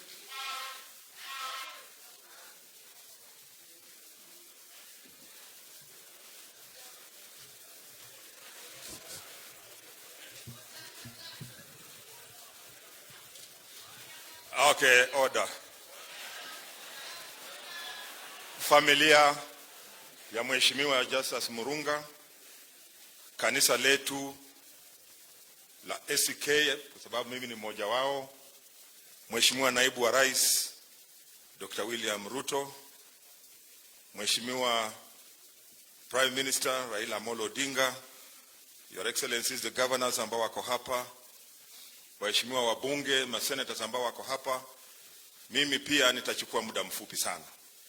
Kwanza ni kuleta rambirambi kwa familia ya mheshimiwa. Nilimjua wakati tulikuwa tunatembea humu, hasa tukiwa na mheshimiwa naibu wa rais. We moved a lot. Na vile mmeambiwa pia amelelewa kule upande wa Kimilili. Kwa hivyo kwa wakati nimesikia tumempoteza, ilikuwa ni muhimu nikuje hapa. Najua mwenzangu alitumana message, lakini mimi licha ya kuwa speaker wa bunge la Senate ya Kenya, lakini pia natoka hapa. Kwa hivyo nimempoteza ndugu yangu na nimekuja kusema pole na kusimama na familia. Na unajua kwamba speaker hawana mambo mengi. Ya pili, nataka tu niwaulize viongozi wetu. Naona tuko hapa sisi wote kutoka upande huu wa Western. Let us support our leaders. Let us support our leaders. Leaders, people invest in leadership. Hata wale ambao wanaemaji kuwa leaders, they must be supported, they should not be undermined. Nikiangalia hapa unaona there are a lot of CVs. Tuko na CVs mingi sana. Let us learn to support. Kila watu wako na leaders wao. Kama mheshimiwa naibu wa rais huko Rift Valley akisema tupinduke, wanapinduka. Mheshimiwa Raila Nyanza akisema tupinduke, wanapinduka. Mheshimiwa Uhuru Kenyatta kula akisema tupinduke, wanapinduka. Ukikuja hapa Western ukisema pinduka, kila mtu anajua. Kila mtu ni mjuaji. Ukisema tupinduke, wanasema tupinduke kwa nini? Lakini hao wakisema tupinduke, wanapinduka, alafu wanauliza kwa nini tumepinduka. My brothers and sisters, let us learn to nurture leaders. Let us learn to fanya kazi pamoja. If we are united, we can negotiate and get what we want. But if we go individually, we will be weakened. But if we are united, we can also negotiate with those who want to form government, or form government with those form government and invite people also to negotiate with us. Mimi sina maneno mingi, sina kwa siasa, but as a parliament, it's unfortunate we have lost 2 members of parliament in very quick succession. Tumepoteza mheshimiwa Kabuchai na tumepoteza mheshimiwa wa hapa. Kwa hivyo kwa niaba ya bunge la Senate na wamekuja hapa kwa wingi na National Assembly, tumesema pole Murunga, uende usalimie Masinde Muliro, Mamalo kijana na wengine. Waambie tuko kangari kabisa, ulituacha bado tunashikilia doria, na hiyo ni barabara yetu, wakati wetu ukifika tutakutana. Mungu amlaze mahali pema peponi. Asanteni sana. We forgot to recognize MCAs wale wako hapa. Nimeona wako wengi, msimame tu for recognition. MCAs wengine kwa sababu waliona hatuwatambui wako pale, mpunge tu mkono hivi. Asanteni, majority leader yuko hapa. Sasa nataka nimkaribishe baba. Baba, karibu. Ulete rambirambi zako.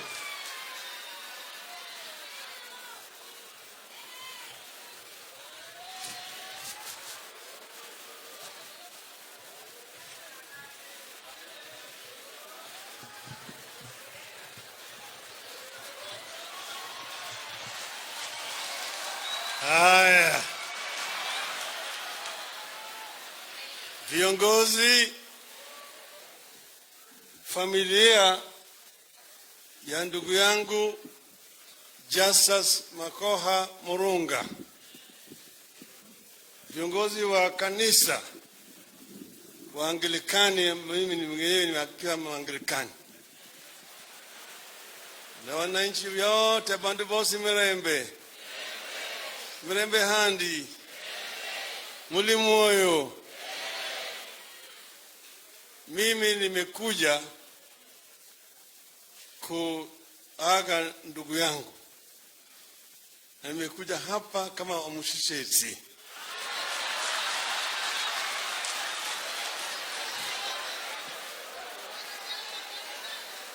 Kusema kwaheri kwa ndugu yangu. Maneno mengi yamesemwa mazuri juu ya Murunga. Yeye vile mmeona hapo, alianza siasa yake Nairobi. Alipokuwa nakwenda kusimama Nairobi kama diwani, alikuja kwangu. Kwa hivyo mimi najuana na yeye kabisa. Alijaribu, bahati mbaya hakuvua dafu. Baadaye amerudi nyumbani, na hapa watu wa nyumbani hapa wakamkumbuka yeye. Mlisikia mwingine alisema ati moja relative yangu moja alikuwa hapa. Huyu alikuwa babu yangu. Alikuwa naitwa Odinga mwana wa Raila. Odinga alikuwa askari wa Nabongo Mumia. Alifanya hapa kama askari wa Nabongo Mumia. Alipotoka hapa alikuja kule kwetu kule na kanzu, akaitwa Kingi. Alikuwa anaitwa Odinga Kingi. Mimi nimetajwa yeye, kwa hivyo mimi nikiwa nyumbani naitwa Kingi, kwa sababu yeye alikuwa askari wa Kingi na Bongo Mumia. Lakini Odinga alikuwa anakuja hapa kwa sababu gani? Kwa sababu ya uko wetu. Kule zinaitwa watu wa Sakwa. Sasa Wanga, ukienda kule Bunyala, kuna mlima naitwa mlima ya Wanga, God Wanga. Kule ndio Wanga alipotoka Uganda akaingia kule Bunyala. Alipotoka pale walikuwa watu watatu. Ndugu yake mmoja alikuwa anaitwa Nyadundo. Hawa ndio watu watiriki. Mwingine alikuwa anaitwa Wila. Wakaja, Nyadundo akabaki kule. Alafu Wanga na Wila wakaja mpaka hapa Matungu. Na Wanga akawa na Bongo. Wakaishi hapa mpaka babu yetu ndio anaitwa Matara. Akazaliwa na mama ambaye alikuwa anaitwa Sakwa. Sisi kule kwetu tunaitwa watu wa Sakwa. Ukienda Bondo, Sakwa. Kule. Ndio sababu Odinga alikuwa anakuja hapa. Raila ni mwana wa Oginga. Oginga mwana wa Odinga. Odinga mwana wa Raila. Raila mwana wa Rapondi. Rapondi mwana wa Wenwa. Wenwa mwana wa Molo. Molo mwana wa Wenwa. Wenwa mwana wa Migono. Migono mwana wa Ogola.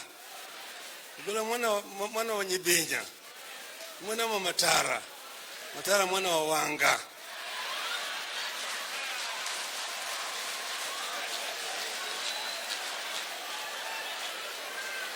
Kwa hivyo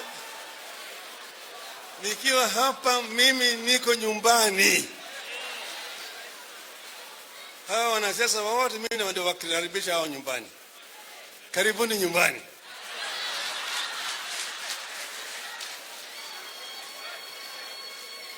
Mimi nasema Murunga ameenda, lakini naona Murunga amewacha Murunga ingine, na mambo itaendelea mbele. Maisha hapa itaendelea mbele. Tunataka kuunganisha Kenya iwe kama kitu kimoja. Maana Kenya imegawanyika kwa msingi ya kikabila. Ukitaja jina yako tu namna hii inajulikana. Mtu umeenda kutafanya interview, ukitaja jina yako namna hii anajua tu huyu hawezi kupata hiyo. Ati huyu ni Murunga, hiyo si hapa. Huyu ni Mutua, hapana. Huyu ni Onyango, hapana. Na kadhalika mpaka uwe fulani bin fulani ndio unapata hiyo. Hiyo ndio Kenya ambayo tunataka kuzika kwenye kaburi la sahau, ili tuunganishe makabila wetu wote wa Kenya wawe kama kitu kimoja,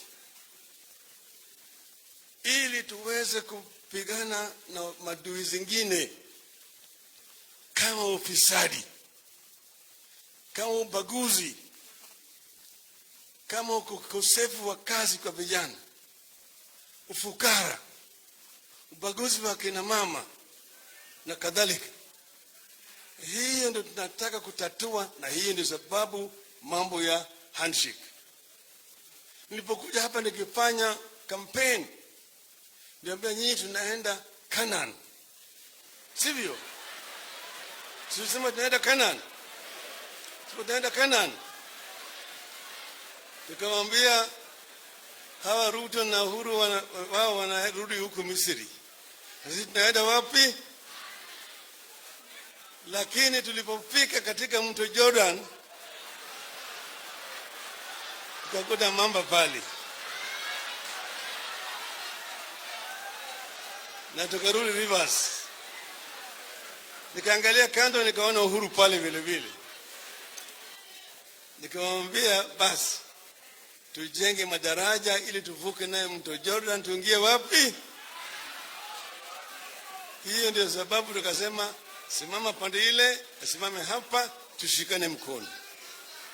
Hiyo ndio maana ya handshake, ili tuweze kuunganisha kabila zote za Kenya kama kitu kimoja, ili tutembee pamoja kama watu wamoja, kama wa Kenya. Mnakubali namna hiyo? Mnataka namna hiyo? Hii tunasema tunataka kutembea pamoja. Kwa hivyo leo sitaki kuongea mambo ya siasa mingi zaidi. Nitakuja kuongea, mimi kila mara naongea na nyinyi. Sasa leo tunakuja kusema kwa heri kwa ndugu yetu. Kimila yetu, kama maiti bado hajazikwa, huanzi kutamani bibi. Wengine natamama bibi ya Murunga na Murunga bado hajazikwa. Hiyo si sawa sawa. Wacha Murunga ateremshe kwanza kwa kaburi, alafu baadaye tuongee juu ya urithi wa bibi ya Murunga. Sio ni sawa? Sio ni sawa? Sisi tunasema tuko na demokrasia. Juzi tulikuwa na by election kule Kibera. Jubilee waliweka mtu, hata ANC waliweka, hata Ford Kenya waliweka. Kwa sababu wanasema ODM isiweki hapa. Kwa sababu gani? Si ni demokrasia? Si wananchi ni waamue? Ama sivyo? Unataka namna hiyo? Tunasema Mungu amuweke moyo ya Murunga palipema peponi. Asanteni sana.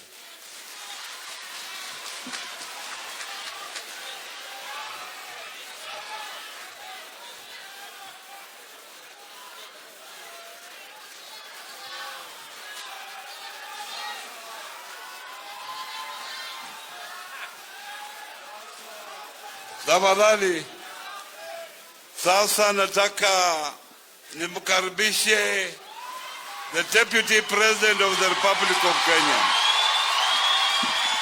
Karibu.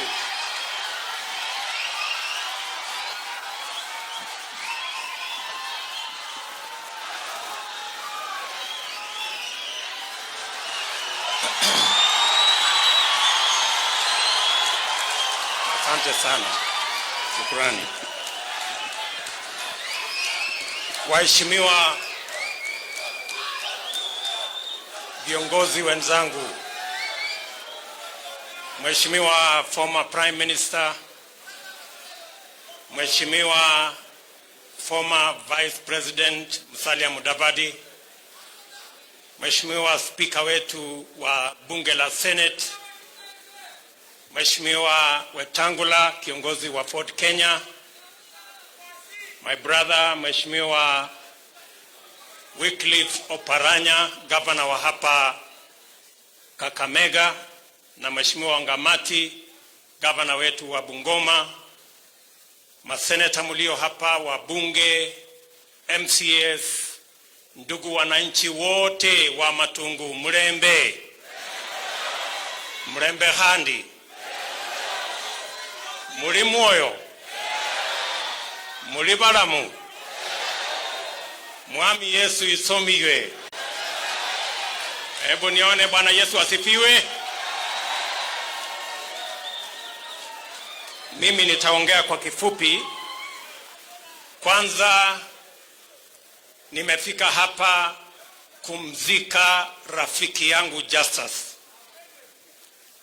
Nataka kwanza niseme pole kwa familia, Mama Grace, Mama Christabel na watoto wake wote, pamoja na jamii yake na majirani na marafiki na watu wa Matungu.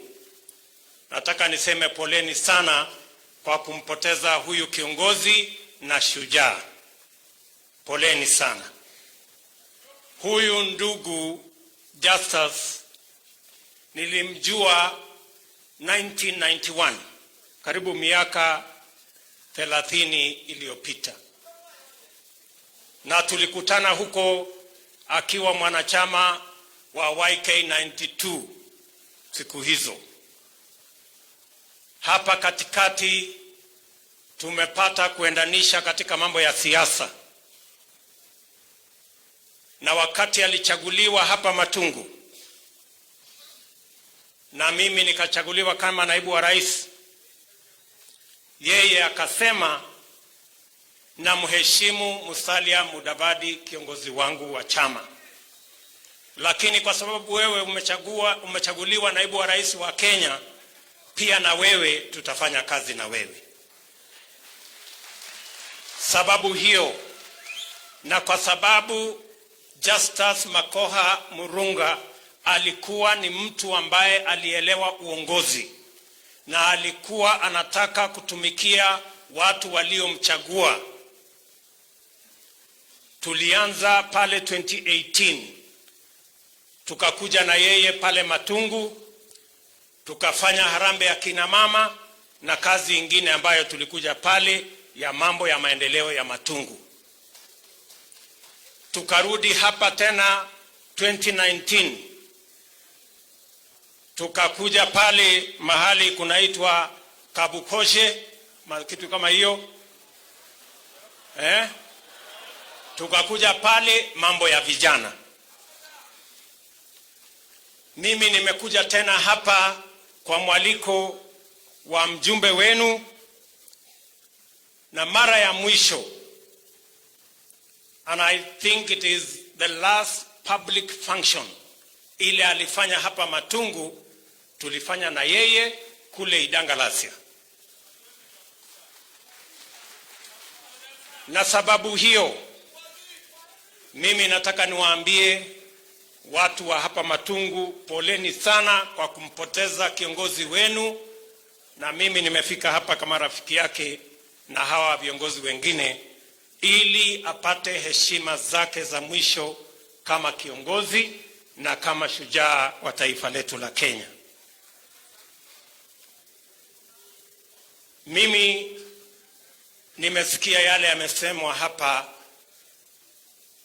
kuhusu, nimesikia kuna kitu inaitwa wibo. Sasa hata na mimi nilipata bibi hapa Likuyani, lakini mimi nilikuwa na bahati sikupata bwibo kwa sababu sikukuwa na ng'ombe 42. Najua Hasala hana ng'ombe nyingi, nilikuwa na ng'ombe 4 peke yake. Sasa bwibo singe afford. Lakini sasa inaonekana kijana yangu nitampanga vizuri, atafute huyu wa 42, nijue hii 42 itatoka wapi. Lakini kuna mambo tulikubaliana na mheshimiwa, na ni lazima niseme hapa kwa sababu Waswahili wanasema ahadi ni deni. Tulikubaliana na mheshimiwa mambo ya Technical Training College pale na Mamali, na nilimweleza ya kwamba kama CDF wataweka pesa milioni 10, sisi kama serikali tutawapatia milioni 50. Kwa hivyo namwambia ule jamaa nimesikia akiongea hapa wa CDF, mpange, na yule kiongozi ambaye atachukua hatamu kutoka kiongozi huyu, mimi nataka niseme nitafanya kazi na yeye kutimiza yale mheshimiwa alikuwa amepanga. Vile vile tulikubaliana na mheshimiwa mambo ya Kenya Medical Training College, na tulisema ya kwamba hiyo Technical Training College kama CDF itaweka shilingi milioni 20 na sisi kama serikali tutaweka milioni 20. Napenda niseme hivyo ndio record iwe sawasawa kwa CDF na kwa wale ama yule kiongozi ambaye atachukua baada yake. Vile vile wakati tulikuwa pale Idangalasia, aliniuliza barabara ya Wogalo kwenda Idangalasia kwenda Matawa mpaka Mumias Town. Na mimi nataka niseme ya kwamba hiyo barabara tutaweka katika mipango ya serikali kama ile zingine tumefanya hapa Kakamega County. Na yule ambaye atachukua hatamu ya uongozi kutoka kwake ajue ya kwamba priority ambayo iliwekwa na mheshimiwa iko pale. Na mwisho, mheshimiwa alinialika nikuje nyumbani kwake hapa Disemba. Vile mlisikia msichana wake akisema, tulikuwa tumepanga nikuje hapa Disemba, na sikujua ya kwamba ile mwaliko mheshimiwa amenialika, tulikuwa tunapanga mwaliko nitembee kwake, lakini sasa imekuwa ni mwaliko huu kwa sababu imekuwa Disemba. Nataka niseme poleni sana. Lakini hata na hivyo, vile mlisikia hapa, alikuwa ameniuliza kwa sababu wewe unajua hii mambo ya mahasla, mimi nataka ukuje ufanye harambee ya bodaboda ya Matungu. Mimi nasema niko tayari. Mwezi wa pili ama mwezi wa tatu nitakuwa hapa kufanya kazi hiyo kwa watu wa bodaboda, sako ya bodaboda ya hapa Matungu.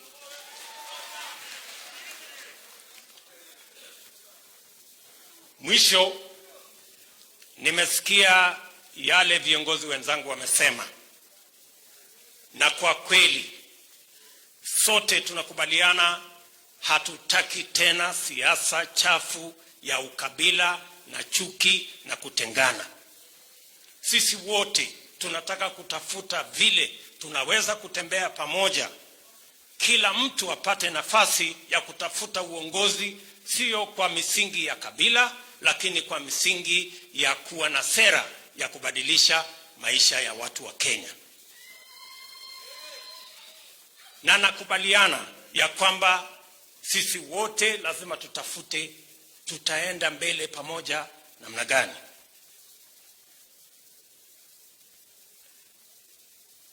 Tumekubaliana ya kwamba kupitia kwa hiyo njia ya kuleta Wakenya pamoja, sasa tuko na mabadiliko ya katiba.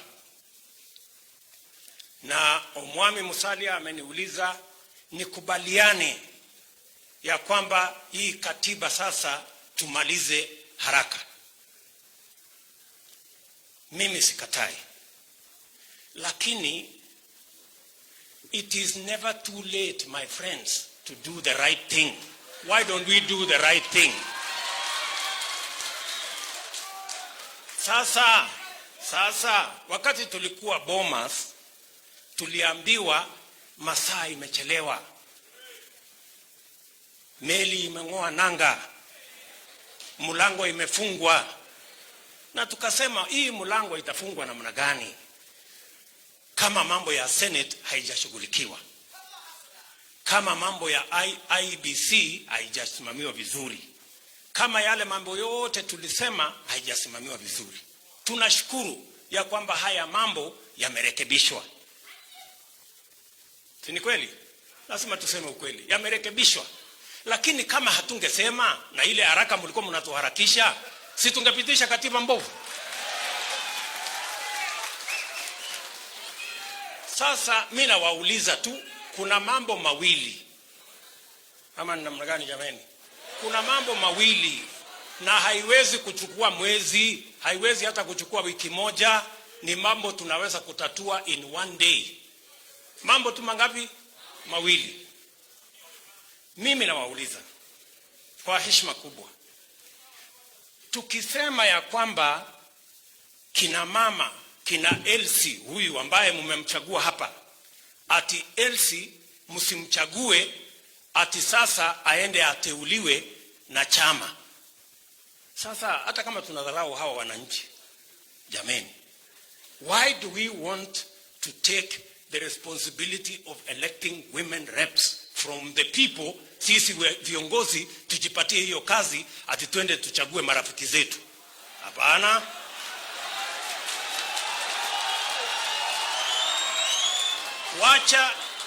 Wacha kina mama katika bunge la kitaifa wachaguliwe na wananchi.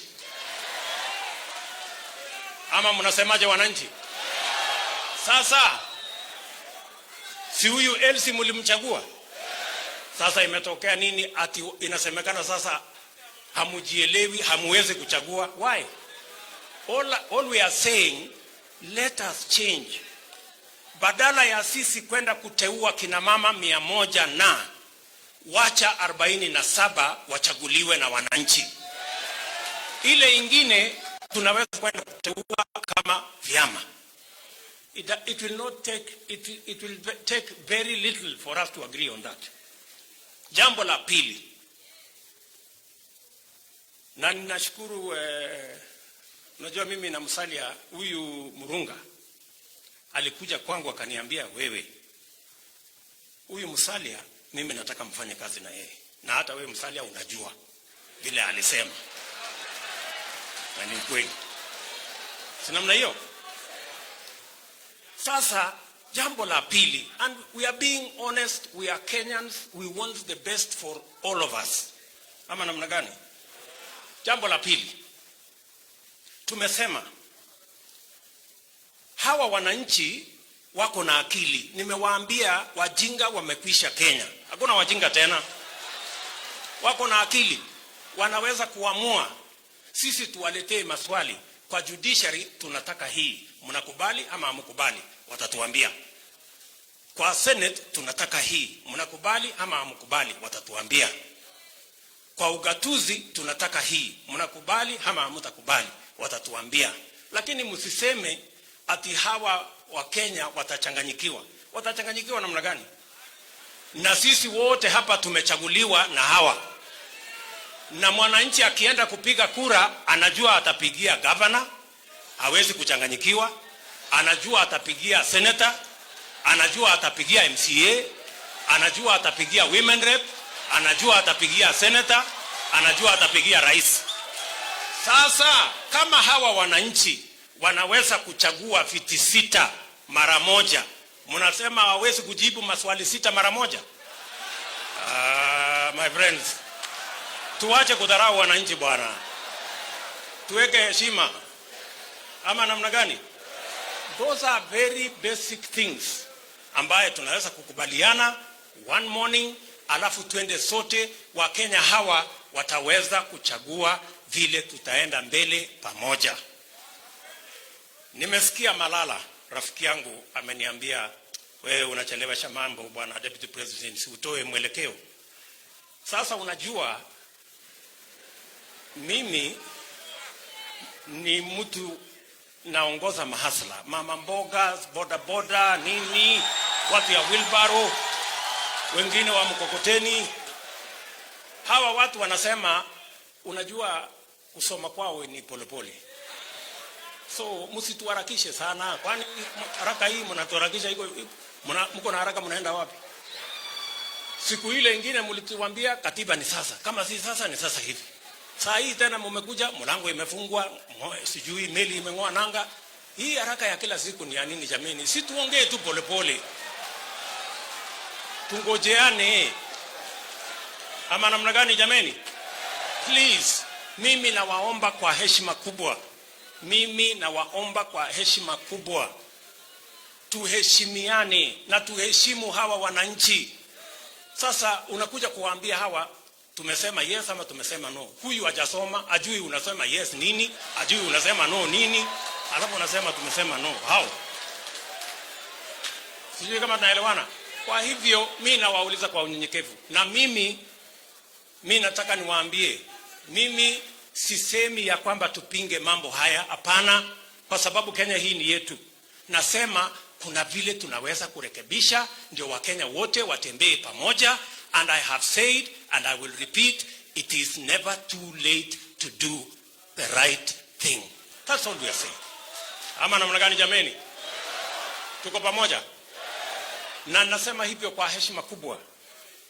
Hatutaki kuonekana ati tuna dharau watu wengine. We want to move together. Sitaki kusema kuzidi hapo. Mimi nitarudi hapa. Mambo ya Mumias. Wacha niseme maneno ya Mumias. Maneno ya Mumias. Nyinyi mnajua mimi nimekuja hapa Mumias mara nyingi. Tulikuja hapa mara ya kwanza na rais, tukalete bilioni 2 ya kwanza. Tukarudi tena, tukalete bilioni nyingine karibu 2. Tumerudi hapa, tuka-appoint our brother Oparanya awe co-chair ya kuzungumzia haya mambo yote ya sukari. Mumesikia hatua ile imefika. Ile mimi nataka niwaambie, sisi kama serikali ya kitaifa tumesema, na ninakubaliana na yale Wetangula alisema, tumekubaliana ya kwamba sisi tuko tayari kuhakikisha ya kwamba zile shares ya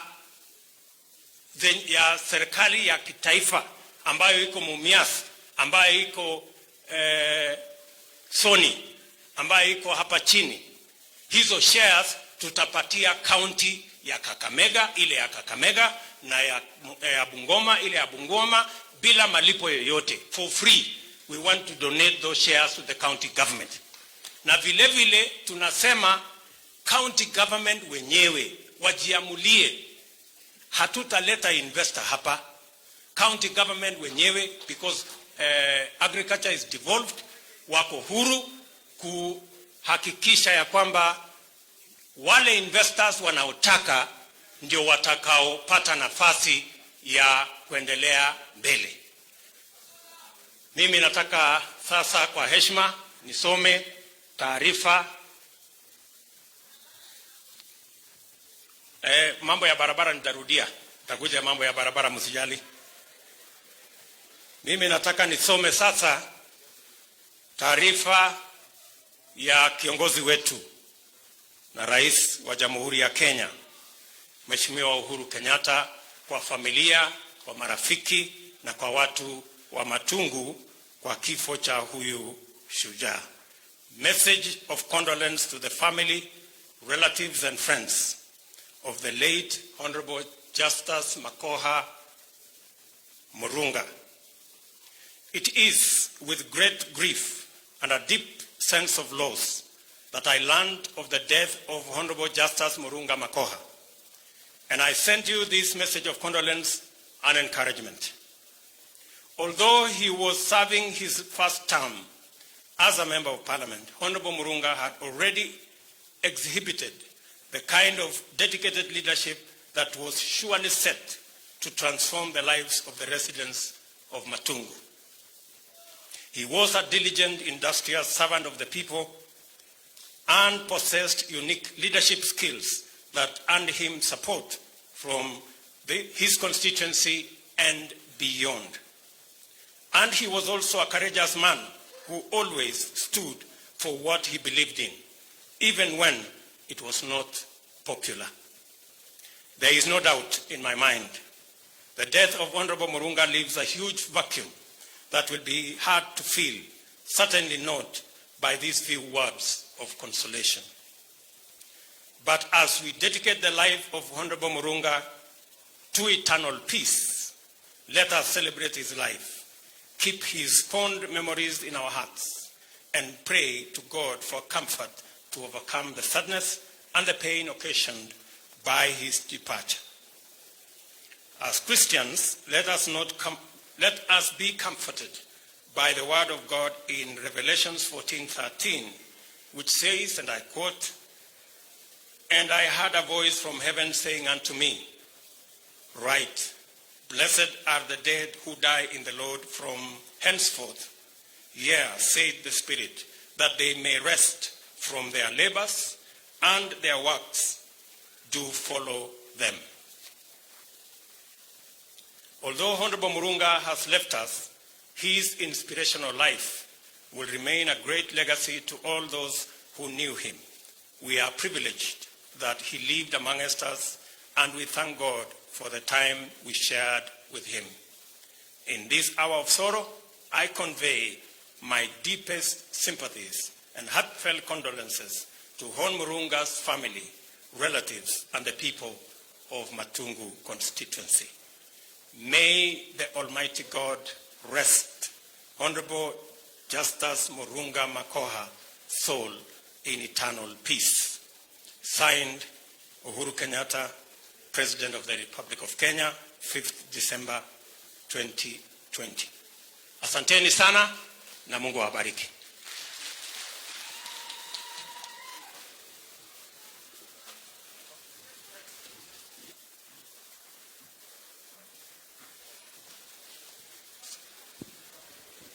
Ya, tumefika mwisho wa meeting ya leo.